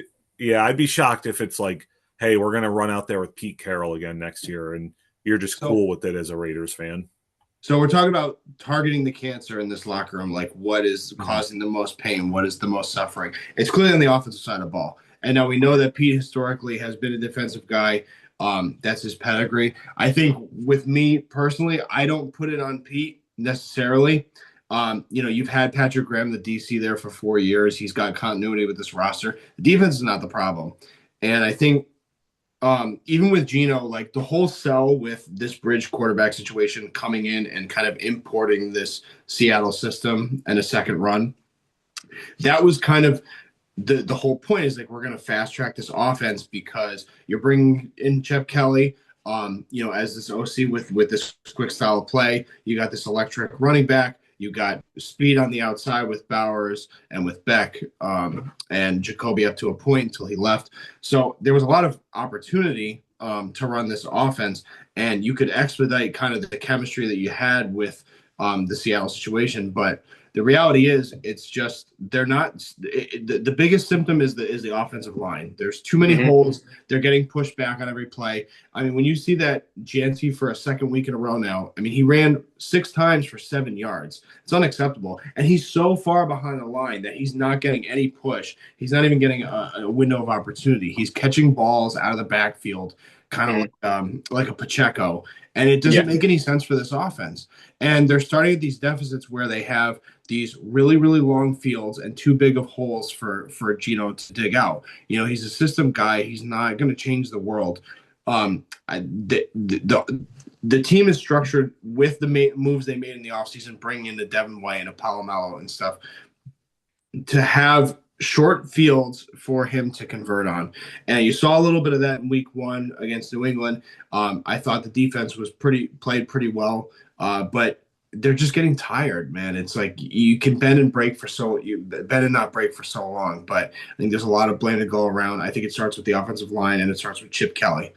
And that's really it. I mean, I just think this team has way too much talent at the skills position to be this bad. That's really the biggest thing. I'll also say this as an outsider. It's just, I've watched a few Raiders games. Half of Geno's picks are tip balls. And, I hate that stat because he's like 11, I think he's like 12 TDs to 13. It really should be like 12 and 6, which would look a lot better on for his season right now, right? Yes, he's not getting the completions and stuff, but the offensive line is abysmal. You're not playing Jackson Powers in his correct position, which is I just don't. Now you are, which I just don't understand. And I get it. Genti wants to play standing up like Mike Myers, I can promise you it's not the way to run the football in the NFL because you're wasting half a second. In my personal opinion, Raheem Mostert's the better running back right now, currently on this roster running the football. Yep. Every time he gets the ball, he's getting yards. And for him, I get mad because it's a shame because he was a 1,000-yard rusher in Miami at his age, and he's only getting one carry a game. He should be in the offense a lot more. And why aren't you running 21 personnel with 2 tight ends when you have Bowers and Mayer? It confuses me on this offense how it's being run. Yeah, 100%. Yeah. All great points. I thought it was a great week in the NFL. A lot of really exciting games, but we'll move on briefly. We'll dole out some of our awards for the week, offense and defense side of the ball. And from there, we will take a look at the playoff picture and then make our Week 12 pick'ems. So with that being said, I'll kick things off. I think offensively speaking, it's pretty much unanimous. It's a runaway. I thought Josh Allen was the star of the weekend. 6 touchdowns, 3 through the air, 3 on the ground. Put the entire team on his back, even despite 2 picks. So I think Josh Allen easily is offensive player of the week for myself. But I want to hear from you guys. Brian, who was your standout performer from the offensive side of the ball this week? For me, it was Dak with 20 of 26, 246, and 4 touchdowns. I thought he played a complete perfect game. Of the 6 balls were actually tipped. They weren't even overthrown. So it was technically he hit target 26 out of 26. Mm-hmm. Offense just hummed, and it's sometimes it's not a flashy game, but it's a guaranteed you need a win game, and sometimes that's more credit than going off with 3 touchdowns and 3 in the air in a rush. Mark, what do you got, my man? I definitely agree with you, Alex, but I will pick someone else just to be a little different. But I'll stay in Buffalo. Not the craziest game, but I got to give a shout out to Tyrell Shavers. 4 receptions, 90 yards, and 1 touchdown. This is a guy who was signed in the practice squad a couple of years ago, did his time there, was elevated a couple times last year, and really did enough this offseason to earn a roster spot. Really as the wide receiver 6, special teams guy, blocking. He can run down the field pretty well, but it really all came together this game for him, and I think it really was from the fact that Keon Coleman was a healthy scratch, and he had the opportunity, and he shined with it. And I kind of like him at the X. I want to see what else he can do. Probably the best game of his career, so give him a shout out for Offensive Player of the Week. Robert. Yeah, I mean, I think it was pretty clearly Josh, but just to say a different name, I'll give some love again to Tat McMillan, 8 catches, 130 yards, 2 touchdowns. Yeah. Looked like just an absolute stud out there. So I hope he can keep it going. I mean, I do have him on 1 fantasy team, so that'd be cool if he did. So Yeah, 100%. Definitely a guy worth mentioning because he's had a really nice pickup game this week. Moving to the defensive side of the ball, I'll kick things off. Going back to that 4:30 West Coast game, the pivotal matchup with Seattle and the Rams. I had Cameron Kitchens, 2 of the 4 picks on Darnold. He also had pitched in with 3 tackles and 1 assisted sack. So I thought overall just a solid game, a cog in the machine for this Rams defense, but nonetheless a very important key pivotal guys on playing his role. So standout performance from Kitchens this weekend. Let's go back to Robert. Defensively, who stood out for you this weekend? Didn't have like the craziest game, but I do want to give some shout out to the other Josh Allen down in Jacksonville, who became the Jaguars' all-time leading sacks leader this week. So 2 Josh Allens in that. Were they in the same draft, Mark? I think Joshua Allen Hines now was in the draft after. I want to say he was 2019. I could be okay, right. Gotcha. Okay. Well, good to know. If you want your kid to have a successful NFL career, just name him Josh Allen, I guess, or some variety. Mark, who is a standout performer for you this weekend on the defensive side of the ball? So we didn't talk about this game, but I couldn't help but notice Kyle Duggar in the Steelers win over the Bengals. Yeah. 3 tackles, 2 passes defense, and a 73-yard return touchdown. Baby. That one stuck out to me. I've always been a Kyle Duggar fan. Played Division II football at like Lenore Ryan, and Last Chance U he was on. Oh, okay, yeah. Okay. So he's played in the division with the Patriots, and Yep. the Steelers traded for him for not much because I guess he was kind of underwhelming up in New England, but I don't know, maybe they're starting to regret that. But yeah, he stuck out to me. He's a name I've always liked, and that was a great play. First pick of the year. Yeah. Vrabel isn't a huge fan of the hybrid players, at least is what I heard from why they traded him. But yeah, I mean, I always liked him too, so I was a little surprised when they traded him originally. But tough to be upset about any of the Patriots' decisions so far this year, at least. That's a good point. That's a good point, though. I'm always aggravated with coaches saying so positional over just pure athlete. Like football is athlete. You need athletes, right? And Duggar is such an athlete. Because of the hybrid nature of him, it's hard for scheming. Let's say that means you're not doing enough as a DC. If you have a guy like that, you shouldn't trade him. Yeah. I don't know. Yeah. Brian, I'll go to you as the final round of awards this week. So for me, it's a meaningless game unless you're a sports bettor. Dolphins versus Commanders going to OT 16-13. Jordan Brooks, 20 tackles with 10 solo, an overtime win. You don't see the 20 tackle game a lot. It's pretty impressive in a single game. If I'm correct, in the last drive of the Commanders, he had all 3 tackles for the win. So good for that guy. Hell yeah. Yeah, that's one of those standout random games in an unwatchable affair over in Spain. So sorry, Spaniards. It's not our fault. Yes. we I didn't even consider waking up for that game, honestly. I would not even have known it existed unless we covered it on the pod, to be honest with you. No, I woke up and I'm like, oh, there's football. That's great. That's not real football. That being said, though, to the NFL, though, you should have a morning Sunday game. It's perfect with coffee and a newspaper. Oh, 100%. I like it. Nice Zen, and the eventual dump afterward. Yeah. There you go. Makes the world go around, right, boys? Mm-hmm. So real quick, we'll just get a touch base on playoff picture because a lot of you guys were not here. Well, you were all not here this past weekend, where we kind of took a pulse halfway through the season to take a look at where teams stand in the AFC and the NFC right now. As it stands today, the current picture is number 1 seed Denver Broncos. Number 2 is the Patriots.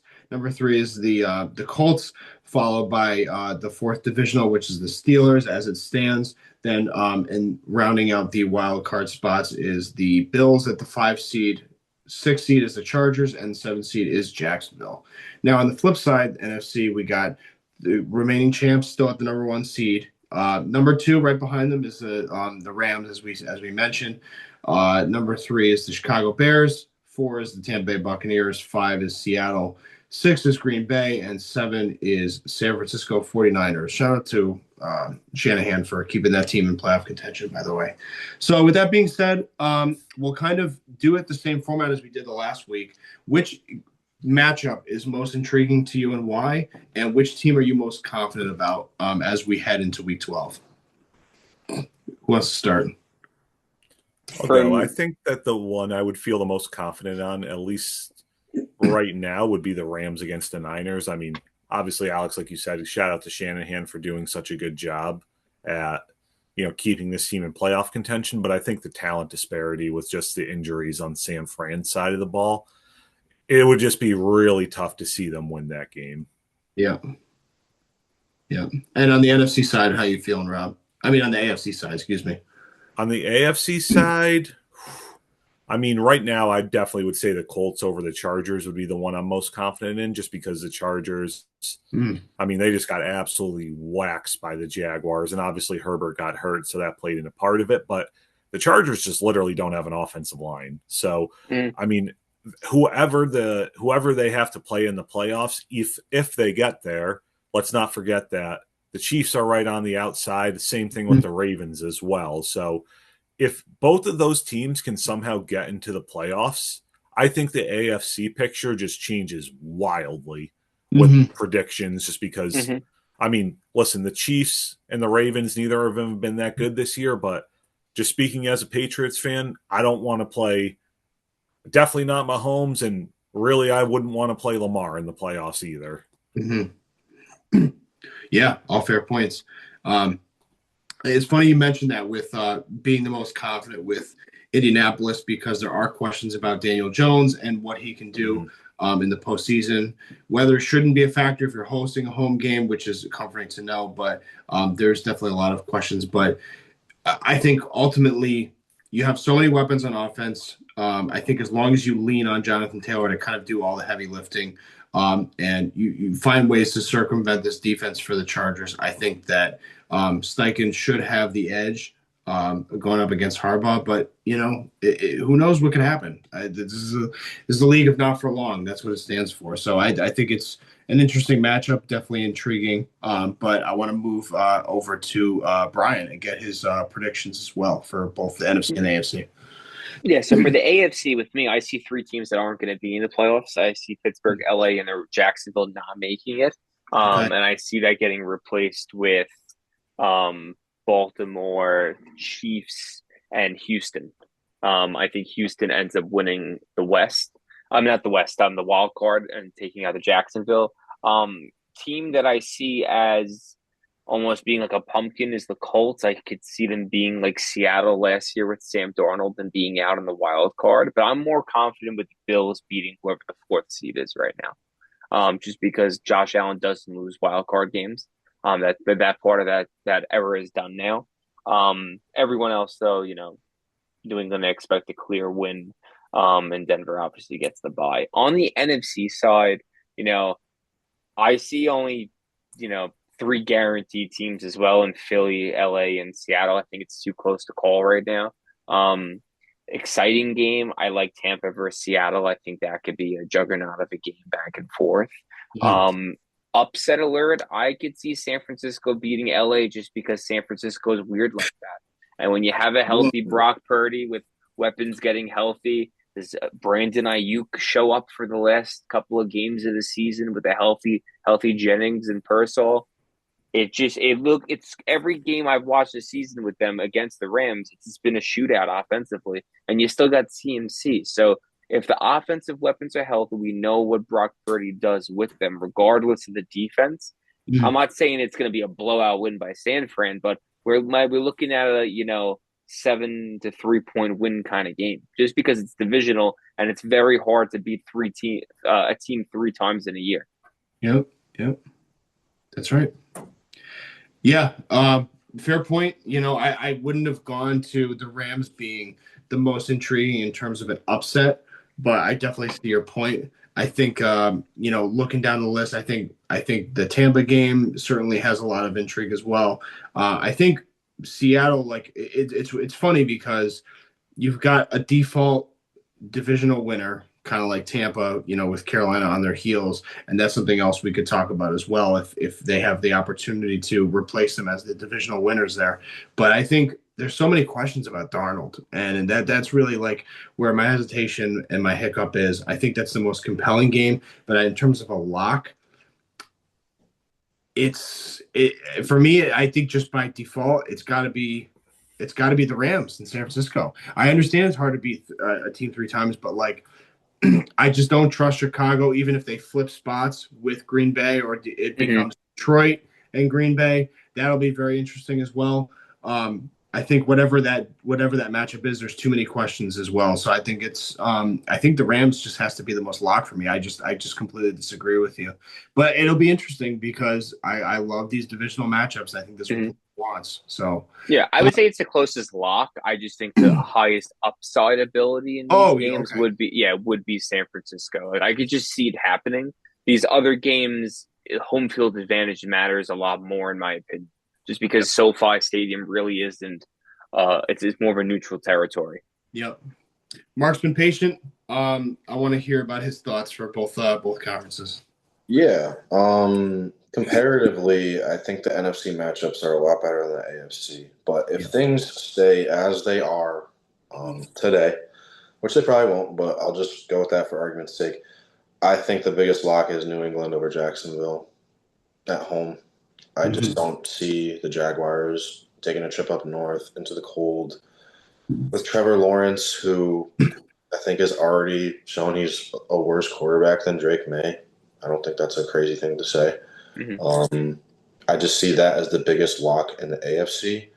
In the NFC, I agree. I think it's the Rams. They're established. The Niners are, they've had success, but I think this is a weird year for them. Injury-wise, Purdy looked good last week, but I'm not a huge Purdy guy. I don't think he's a world beater. I think Stafford is a world beater, and I think they have enough young guys on defense to make it tough for Brock back there. And yeah, you said you'd see Buffalo going into Pittsburgh and winning that game, but I hate to inform you that they have never won a road playoff game under Sean McDermott and Josh Allen. So, really? I didn't even know that. Wow. Yet to be seen. So, as much as I'd tell like them either do, huh? they've never done that, and they've never won in overtime. So, there's a couple of blemishes there that I can't avoid. So, I would love to see them beat Pittsburgh. Oh boy, but got to see it to believe it first, unfortunately. Yeah, great point. I think just to cap it real quick, is the Rams Niners. I think this really becomes more of a Shanahan versus McVay type of game. I think, you're going to put the ball in Stafford's hands, and he's got to bring you to the promised land. But I think it really comes down to the specialization with these two, magnificent head coaches, the history they've had against each other. I think that's what it's going to boil down to. And we'll see. We're going to be checking these playoff predictions every week, getting an update because they are subject to change very fast, very rapidly. But with that being said, we'll pivot to the last chapter of our pod tonight. Make some picks for week 12. We start down in Houston tomorrow night. The Buffalo Bills heading down to Houston for the Texans. -6 for the Buffalo. 290 is the money line. Over-under is 43.5. For me here, this seems pretty easy for me. I think Buffalo routes Houston. I think it's a low-scoring game, but I like that 43.5. I'm going to take Buffalo in a 24-10 kind of game here on a short week. Mark, let's go to you, man. So they've never won a road playoff game with McDermott and Josh Allen, and they've also never won in Houston. They lost there Josh's rookie year, and he tore his UCL, and then we had to put in Nate Peterman. His second year in the league, 2019, they played a wild card game there. I'm sure people remember that game. Josh Allen being a little wild as he can be. We have to call him Cowboy Josh from Wyoming. And then last year they played in Houston too, and Josh threw 13 for 30. It was just an atrocious game. So they got to get the monkey off their back in Houston. I don't know what's up. It's a dome stadium, so Josh Allen usually plays well in domes. But I do see them winning this game. I just don't see them covering, just because Houston's defense is legit. And I'll take the under here too.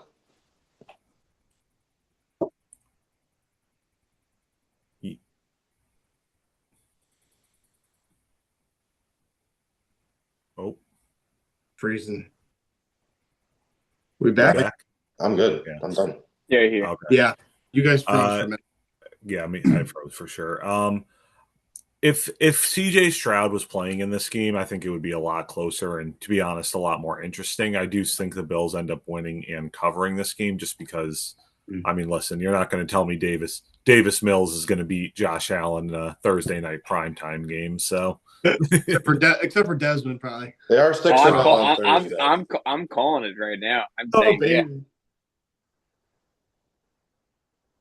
For me, Davis Mills is in 2 games has played better than CJ Stroud the entire season. I'm going to be completely honest with you. Oh my God. That long neck. He can see over the line, and statistically, in the sample size, he's been a lot better. has more command over the offense, and I think their defense is going to absolutely rout Buffalo. The only, in my opinion, Houston wins by a touchdown. The only way Buffalo wins is if James Cook has one of those James Cook games with like 250 for 2 touchdowns. All right, you and Desmond can share the cabana. You can ride the Davis Mills train. That's fine. We'll be proven wrong. You guys can have your love fest next week on the pod if they win. New England minus 7.5 going to Cincinnati. 50.5 is the over/under. Money line is 375 in favor of New England. I love the over on this game. I think this is a high-scoring affair. We know that Flacco can put up points. Sorry, Freudian slip. And Drake May as well, home or road. He's dynamite. So I'm taking the over, and I think New England covers here in a big game.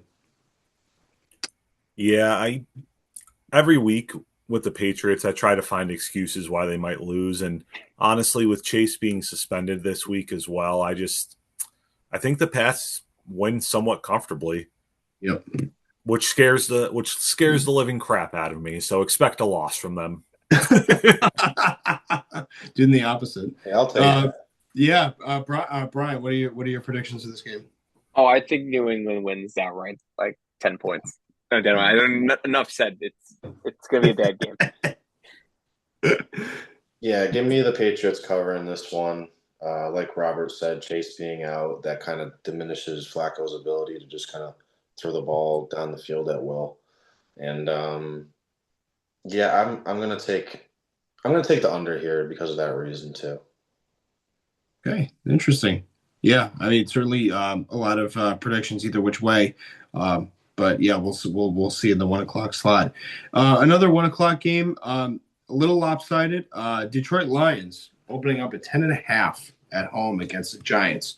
Again, the over/under is 50.5. 575 is the money line in favor of Detroit. I love Detroit here in a monster bounce back game. I think you could even move that line up, even though it goes against Alex Young's rules. But I see this as at least a 2-touchdown win for Detroit, especially with a hobbled New York Giants. Let's go to Brian. First off, what are your thoughts on this game? Yeah, Detroit's going to give a shellacking to New York. I expect my favorite stat line, Jameis Winston for 350 passing yards, 1 touchdown, and 4 interceptions, 2 of them being pick six. There you go. It's going to be a bad game. Bad game. Mark, Detroit game, what are your thoughts? Yeah, I think the Lions are going to be happy to be back home in the Dome this week after their performance on Monday. So give me them covering. New York's just looking towards next year. Jameis will be fun. There'll probably be some highlights from him and some lowlights. But yeah, give me Detroit covering, and I'll take the under just because I think the Giants are just going to fall flat. Mm-hmm. Robert.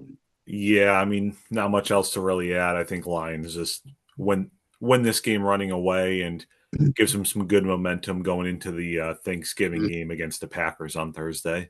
Give me the Lions to win and cover. Win and cover. All right. Moving on, another 1:00 slot. I can smell this game through the TV. I mean, through my laptop right now. It just looks horrendous. But Seattle is going down to Tennessee. They're getting 13.5 on the road. The over/under is 40.5, and the money line is, holy smokes, 950. So here, I mean, we kind of have a running rule on this show dating back 2 weeks now that you never bet on the Titans to win another game this year, and I will not do it. I think Seattle's a monster bounce-back game after falling in defeat with the Rams. I think that's really basically just clustered to the NFC West and how competitive it is. I don't think it spills into this game. I don't think they're demoralized. I think they're going to be gangbusters, particularly in a weekend where this game will not be on national TV by any stretch. So Darnold is going to be comfortable. He's going to be balling. I love Seattle by 2 touchdowns or more here in this game. Let's go to Robert. What are your thoughts on this game? Yeah, they're giving us some easy games to predict so far this week. Jesus. I mean, Seahawks win. Maybe the Titans score 10 points, but maybe. Yeah, maybe. So yeah, Seahawks win and cover. Mark. Yeah, I think Tennessee put up a good fight last week, but I'd attribute that more to it being a divisional opponent than their actual quality of the team. So I think Seattle bounces back. Darnold's going to want to get those 4 picks in the rearview mirror. So I think that he comes out firing and they cover. And I'll take the over here. All right, Brian. I think this would be the highest point differential of the week, and I expect honestly a shutout with the way the Seattle's defense is ranked #1 in the league right now.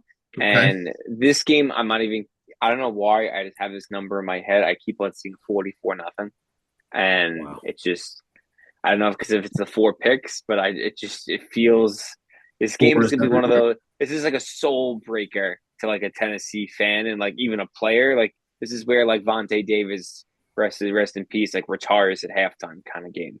Like just absolutely demoralizing. Don't remind me, dude. Oh my goodness. We're not trying to bury people alive here on this show. Happy thoughts, everybody. Jesus Christ. I will be slamming Guinness at Mark's tomorrow night. This is happy thoughts on this show. We got another lopsided game that I don't even want to touch. The Baltimore Ravens at home, minus 13.5. Good grief. 44.5 is the 44.5 is the over under, and it's 1,000 straight up right on the money lines. So I think this is pretty easy. I think the Ravens are going to cover, and it's going to be an ugly, low-scoring game. I think it's going to be a 24-3 type of game, to be honest with you. So I love the under here, and I love the Ravens covering. Let's go to Mark here. What are your thoughts on this? Predictions on this game? Yeah, I agree. The Ravens are going for the AFC North division, and they can't let this one go at home. Yeah. They cover the 13.5, and I do agree. I do think it will be under, though, because I think they'll just probably end up running the ball down their throats and playing time control and use that clock, taking care of business against the lowly New York Jets. Yep. Brian. Yeah, I agree with you guys. I expect one of those historic Derrick Henry games now with Quinn Williams gone out of the middle for the Jets defense. It's one of those like 2-touchdown, 225 games where he just straight runs down the field the entire time. So if you like a good game of running, I think this is the game to watch. Yeah. Big Rob. Yeah, I think another yawn game, but Ravens win. I actually think the Jets might keep it somewhat close, so not for any reason other than the Ravens offense hasn't looked the best the last few weeks. So I think Ravens win, Jets maybe cover. I'll take the Jets covering, but the Ravens winning and not really ever being a sweat either. But yeah, all great points, guys. Got a few more games at the 1:00 slot. Probably the best game of the weekend, if not the second best game of the weekend. Indianapolis going to Kansas City in a must-win game for Kansas City. Chiefs are getting 3.5 at home. I love the line there where it is at 50.5, and 185 is the money line. Indy, I think this is a game where they come back to earth. I think that Spags' defense is going to be locked and loaded. I think their game plan, this is really where they need to shine, and I think they're going to show up for it with the way the AFC West is shaking out at the latter half of the season. So I'm taking the Chiefs here outright. I think they cover, and I actually like the under here. I think it's going to be a low-scoring game. It's getting colder. November's almost gone. So give me the Chiefs, and I'll take the under here. Let's go, Brian. What are your thoughts, predictions on this game? Completely agree with you. Chiefs must win. They don't lose must win games. I expect them to cover and win. And yeah, I think the Colts are going to have a little humble pie in this one. Yep. Let's go, Robert here. What do you got? I'm actually going to Zach here. I think the Colts pull off the upset, at least according to Vegas. So the Colts coming off a bye, I think giving credit to their coach, I think he's been telling them this whole bye week and this whole week leading up to this that if you want to be one of those elite teams, you need to win this game. And I think the Colts are really going to have a good chance to do that. I think Jonathan Taylor has a chance to really, maybe even stake his claim towards MVP. I think he was 4th last time I checked. So if he can go off in a huge game like this, you never know. It could end up being, not the Heisman moment. Sure. But the MVP moment. Yeah. And that's something before Mark goes, that is something we will cover later in the show. Not tonight, but on future episodes, is just keeping an eye on the MVP race as it plays out. Mark, what are your predictions for this game? Yeah, I think last week for Kansas City, it was do or die if they wanted to win the division still. Mm-hmm. And I think that ship has kind of sailed after losing to Denver. Mm-hmm. But now it's do or die to really make the playoffs. I mean, it wouldn't eliminate them from contention, but they have some bad AFC losses, and this is one they desperately need. And I just got to lean on Mahomes, Kelsey, Andy Reid. I just see Kansas City covering this one. The Colts are still a young team. It's tough to play in Arrowhead, and I don't know. I think we could see Daniel Jones looking like a deer in headlights at times in this one. But I will take the under for that reason that it's so cold. Yep. And great points too about do or die, because you look at, our previous segment with the playoff predictions, you look at the last two with the Chargers and the Jags, they lost to both teams. And so that's a huge factor about how they want to reposition themselves, getting back into that wild card race. So all great points. Moving on, 1:00, Minnesota going to Green Bay, -6.5 for the Pack at home. Plus minus over under is 41.5, and they're getting 290 on the money line. I like Green Bay here, but I think it's going to be a close game. These divisional games get ugly. I think that Minnesota is much more competitive than people give them credit for. I do see something like a 20-17 or 2019 kind of game, similar to what they had with Chicago at home last week. But I will take the Packers, but I think they failed to cover here. Let's go to Brian here. What are your thoughts? Yeah, no, I agree with you. I think Minnesota's defense is way too good to allow a blowout. So I think it's to be close. I expect a field goal, 20-15 kind of win, something like that, where it feels like you're in the game, but you're not in the entire time, but you're not really, and Green Bay wins. Mark? Yeah, give me Green Bay in this one. I think Minnesota they're falling flat recently with JJ, and I think Green Bay will kind of vault from their win last week, which they really needed. Lambeau's a tough place to play. I don't know if JJ's got it in him to win there yet.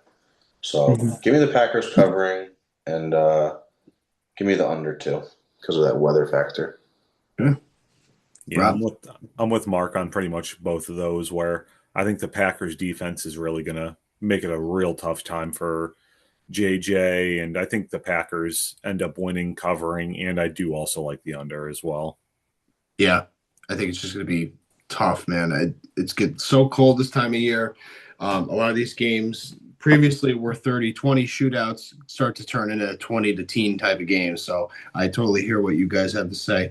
The last 1:00 game, definitely noteworthy because it's something that we have penciled into our calendar as well. Chicago Bears hosting the Pittsburgh Steelers at home. Like I said, a 1:00 game. 2.5 is the line for Chicago. They're getting 2.5 favored. 45.5 is the over under, and 148 is the money line in favor of Chicago. Guys, I will open this up to you guys first. Let's just get the discussion going. Who wants to take the reins?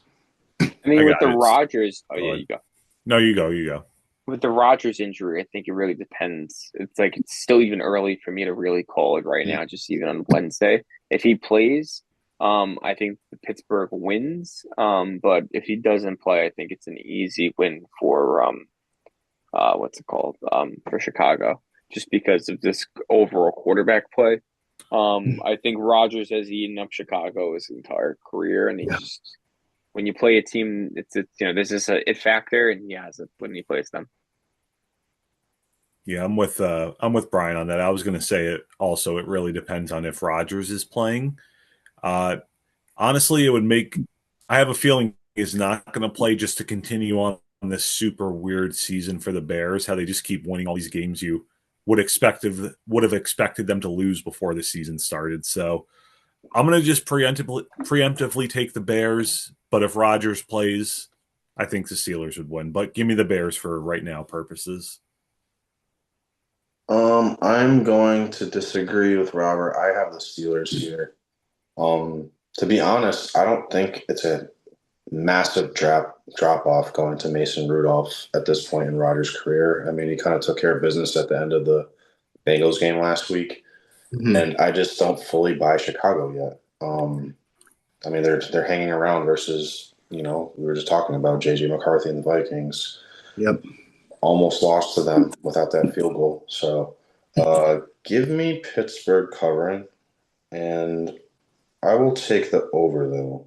I could see this being a little bit back and forth.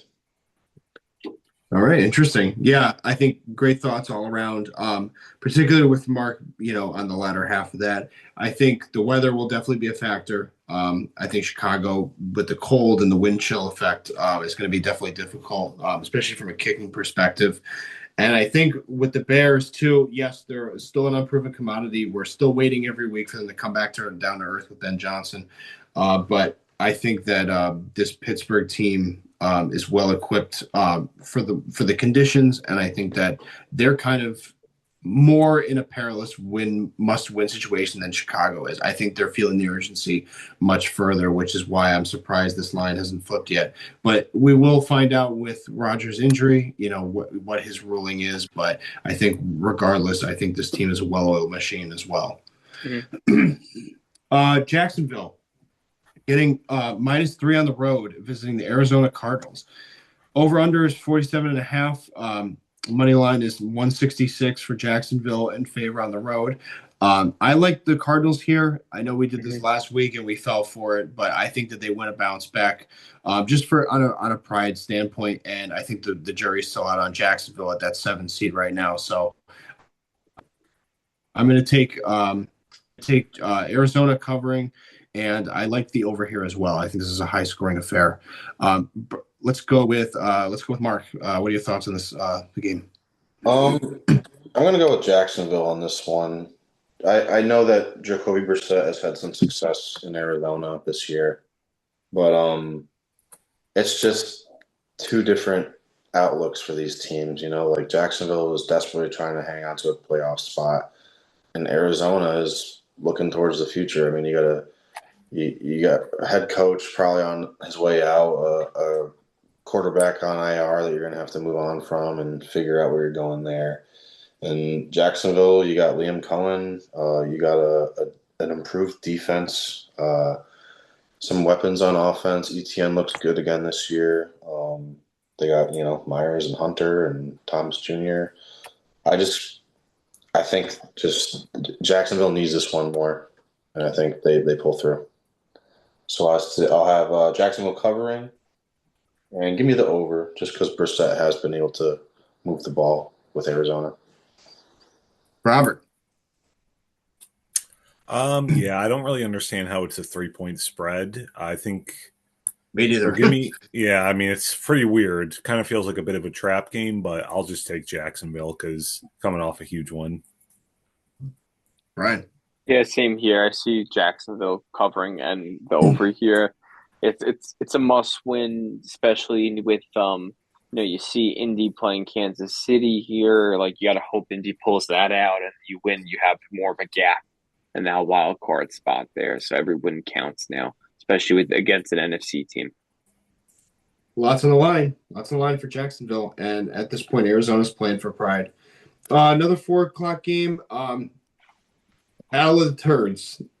Cleveland Browns visiting my Las Vegas Raiders. Right now, the line is 3.5. Probably the lowest over-under I've seen all year, 36.5. Raiders are getting 205 at home. God knows why. I will take, for pride's sake, because I failed to do so last week, it probably jinxed me. I'm taking my boys at home, even despite rationale. I think that this is a must-win game just for the sake of giving up on the season if they don't. But I do think it'll be very intriguing and interesting to see if Shedeur gets to start against a tough defense. We'll see how that pans out. But yeah, I'm taking my boys at home, and I think I'll take the over as well to cover. So let's go with Mark here. What are your thoughts on this prediction? I am going to go with Cleveland with the points on this one. I just think we see a lot better version of Shedeur Sanders than we did this past week, being thrust into the thick of a game against the Ravens in the second half. That's tough for your first NFL action.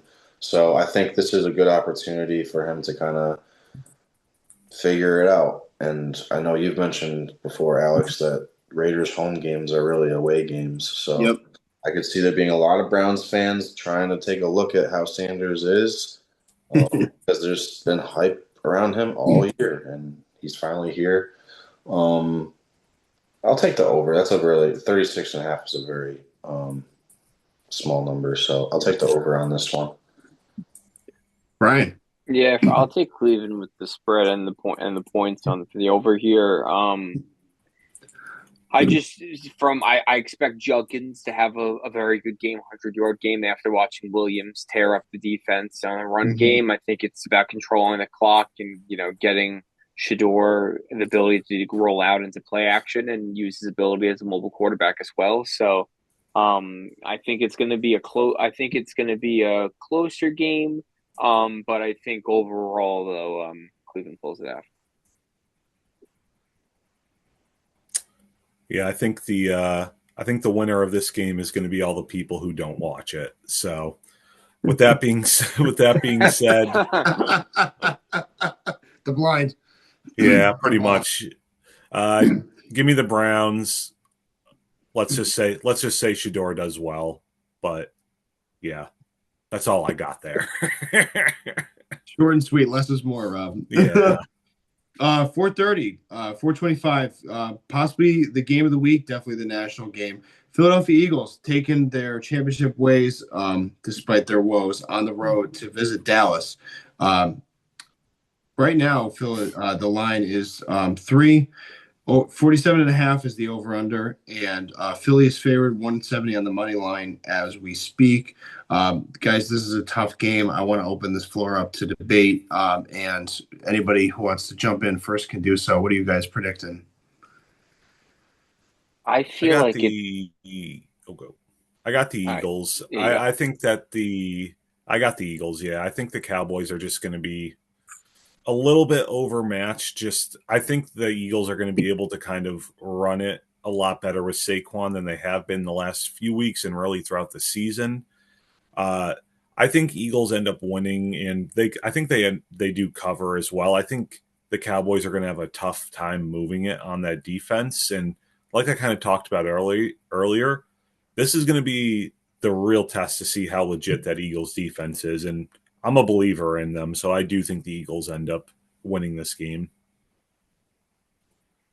Yeah, for me, it comes, week one, we held, I believe, Saquon to 60 yards. I expect even less this game with Quinn Williams now, and especially DeMar Overshawn back at linebacker with Logan Wilson. The way they're stopping the run right now, especially after the Raiders game, and even the week before that was pretty decent. I think it's a hard match. You're basically matching up CeeDee Lamb and Pickens against Mitchell and Cooper DeJean, and then it's like, okay, who's going to guard Javonte Williams at the backfield? Who's going to guard Jake Ferguson? Like Flournoy, who's our wide receiver 3, has been playing well. Who's going to be guarding Cavante Turpin over the middle as a speedster? I just think there's way too many weapons right now after getting into a rhythm now with the few games under Schottenheimer for Philly's defense to really contain us. So I expect it to be a high-scoring game. I think Dallas wins by something like 13 points, to be honest with you. I think this is a statement game. And I'm not being that Cowboy fan. I think for my time here on this podcast and previous one, I'm pretty fair. I'm pretty fair with them, Alex. You could agree. Yeah, 100%. Yep. I really think Philly's not a good football team. Schematically, scheme wise, they have a lot of drama going on.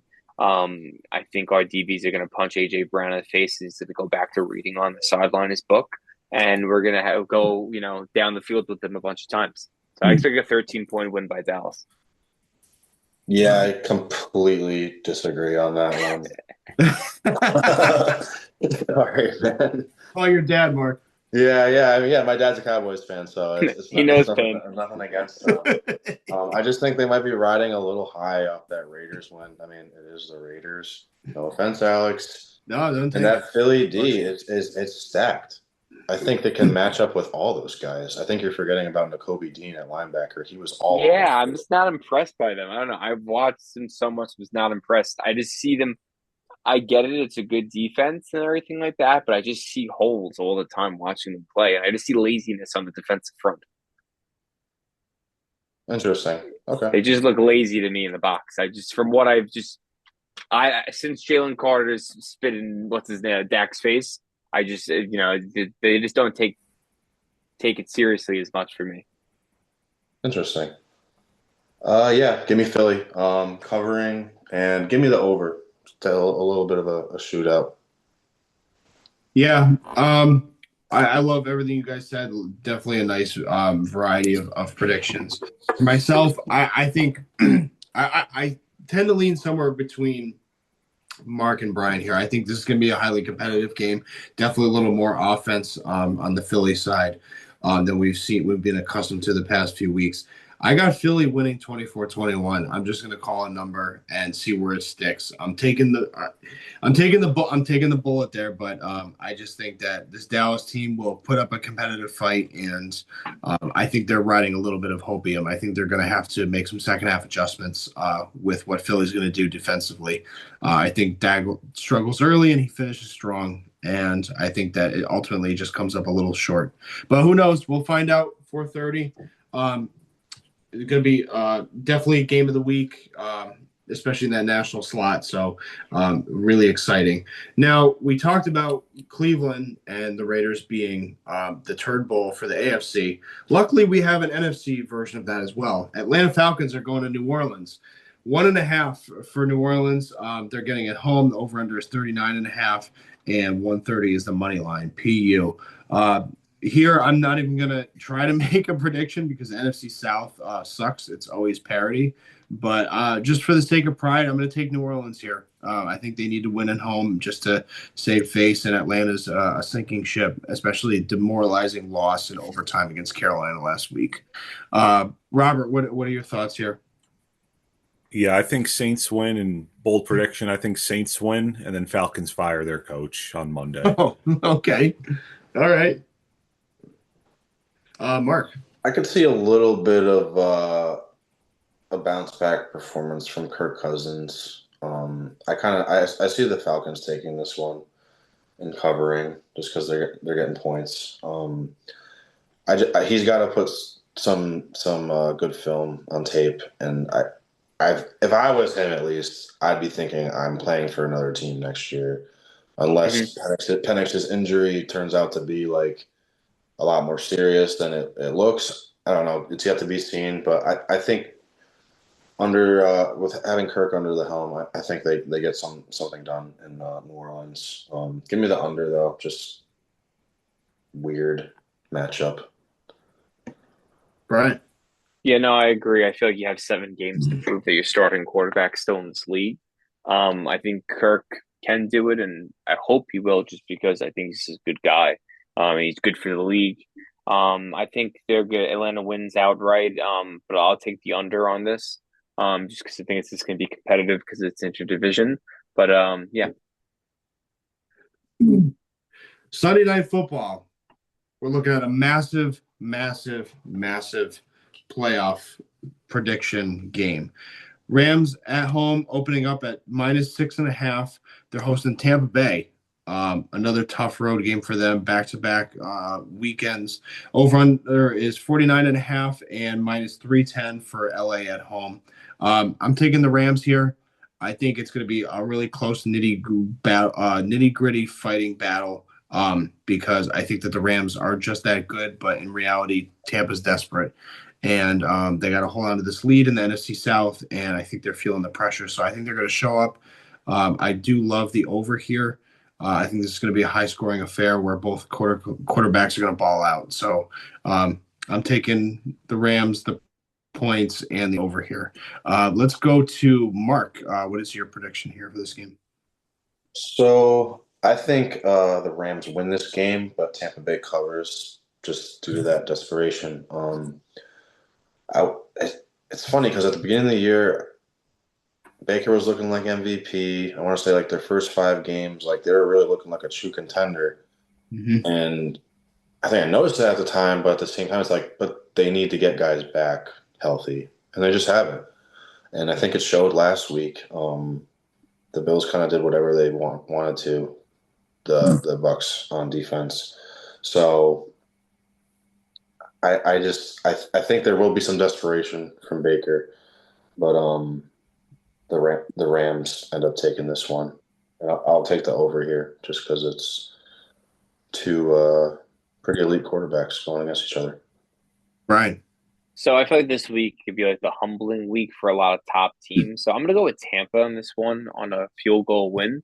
I love the Rams. I still think they're gonna go to the Super Bowl this year. I just, for the sake of throwing things into the mix this week and just shaking up the top, I just for Baker, very the way he plays, coming off a bad loss.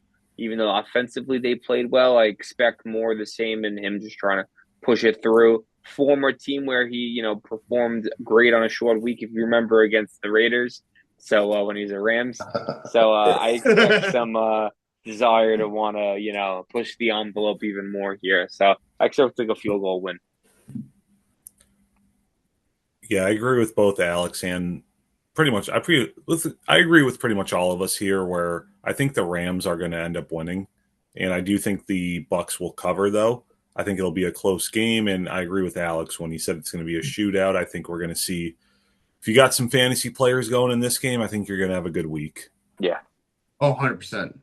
The only reason I didn't say, just for the audience at home and watching this in post, the only reason I have the Rams covering is because of the fact that I think it's going to be a shootout. I think it's going to be a touchdown type of game.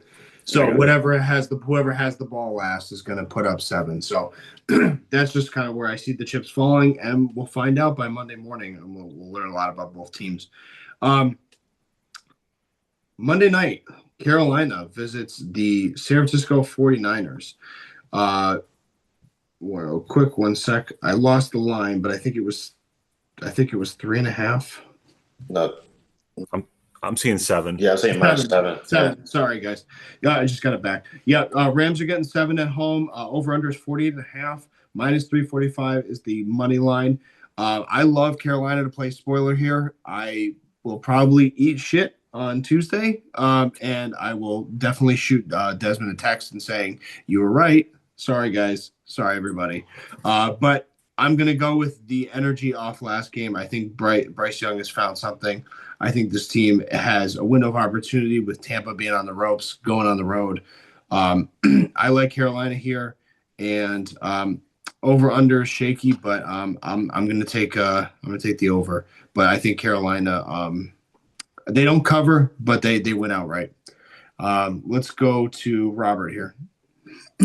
Yeah, I'm not ready to get off the Bryce Young hate bandwagon just yet. So I think the Niners end up winning, but I do like the over in this game. I think it's going to be one of those games where there's like a couple weird defensive and special teams touchdowns that really, whenever you have those, it usually is great for the over. So I think Niners win probably by 7, but I do like the over. Yeah, I see the Niners taking this game, but I don't see them covering. I think it's going to be a shootout. I think Bryce Young builds off of his performance last week. Maybe not to the same extent. I mean, 448 yards is pretty wild. I'm not going to do that every week. But it's a long trip for Carolina, all the way to San Fran. And San Fran's sitting at the 7th seed, and they don't want to fall out of it. And I think, this is one of the games you take care of business. if you're going to stay in the playoffs. So, yeah, I don't have San Fran covering, but I have them winning, and I'll take the over here. Yeah, for me, I have San Fran by a touchdown. It's a CMC revenge game, former team. I expect him to have a big game and continue his path to 1K for rushing receiving. Right now, he's at 707 rush for 732 receiving as the best pure athlete in the sport. And yeah, I expect a touchdown win from them. I think Bryce Young, though plays well. I expect a good running game by Rico Dowdle. Exciting game. This is a good way to start the week on a Monday, I think. Yeah, I totally agree. And great point with some of the undercurrent with this storyline too, with having CMC playing his old team. It's a vendetta for him. But I think, just to build off what Mark said to kind of close out the show, I think Carolina's looking at this conversely like, hey, like we may have an opportunity to get into that playoff picture as well. We may not outseed Tampa, even though that's our best path to a playoff berth. But if we could sneak into the wild card, we have two different ways of going at it. But definitely a great week of football, guys. The 4:30 slots look amazing. A couple nice gems there, 1 o'clock as well, with the Pittsburgh game, and we're really just blessed. This league has given us so many great games this year. But I want to thank you guys for staying on. It's been a long episode. Thank you guys at home. Check out Yards After the Catch podcast. Like and subscribe. We're on Spotify. We're on YouTube. Content every week. We've been stepping up our game. And thanks for watching. And any guys want to say any words? Go Pats. Go Bills. Dallas beat Philly. Come on. I want to have that debate with Desmond next week. Come on. All right. All right, everybody at home. Good night. Thank you for watching. Take care. Peace out.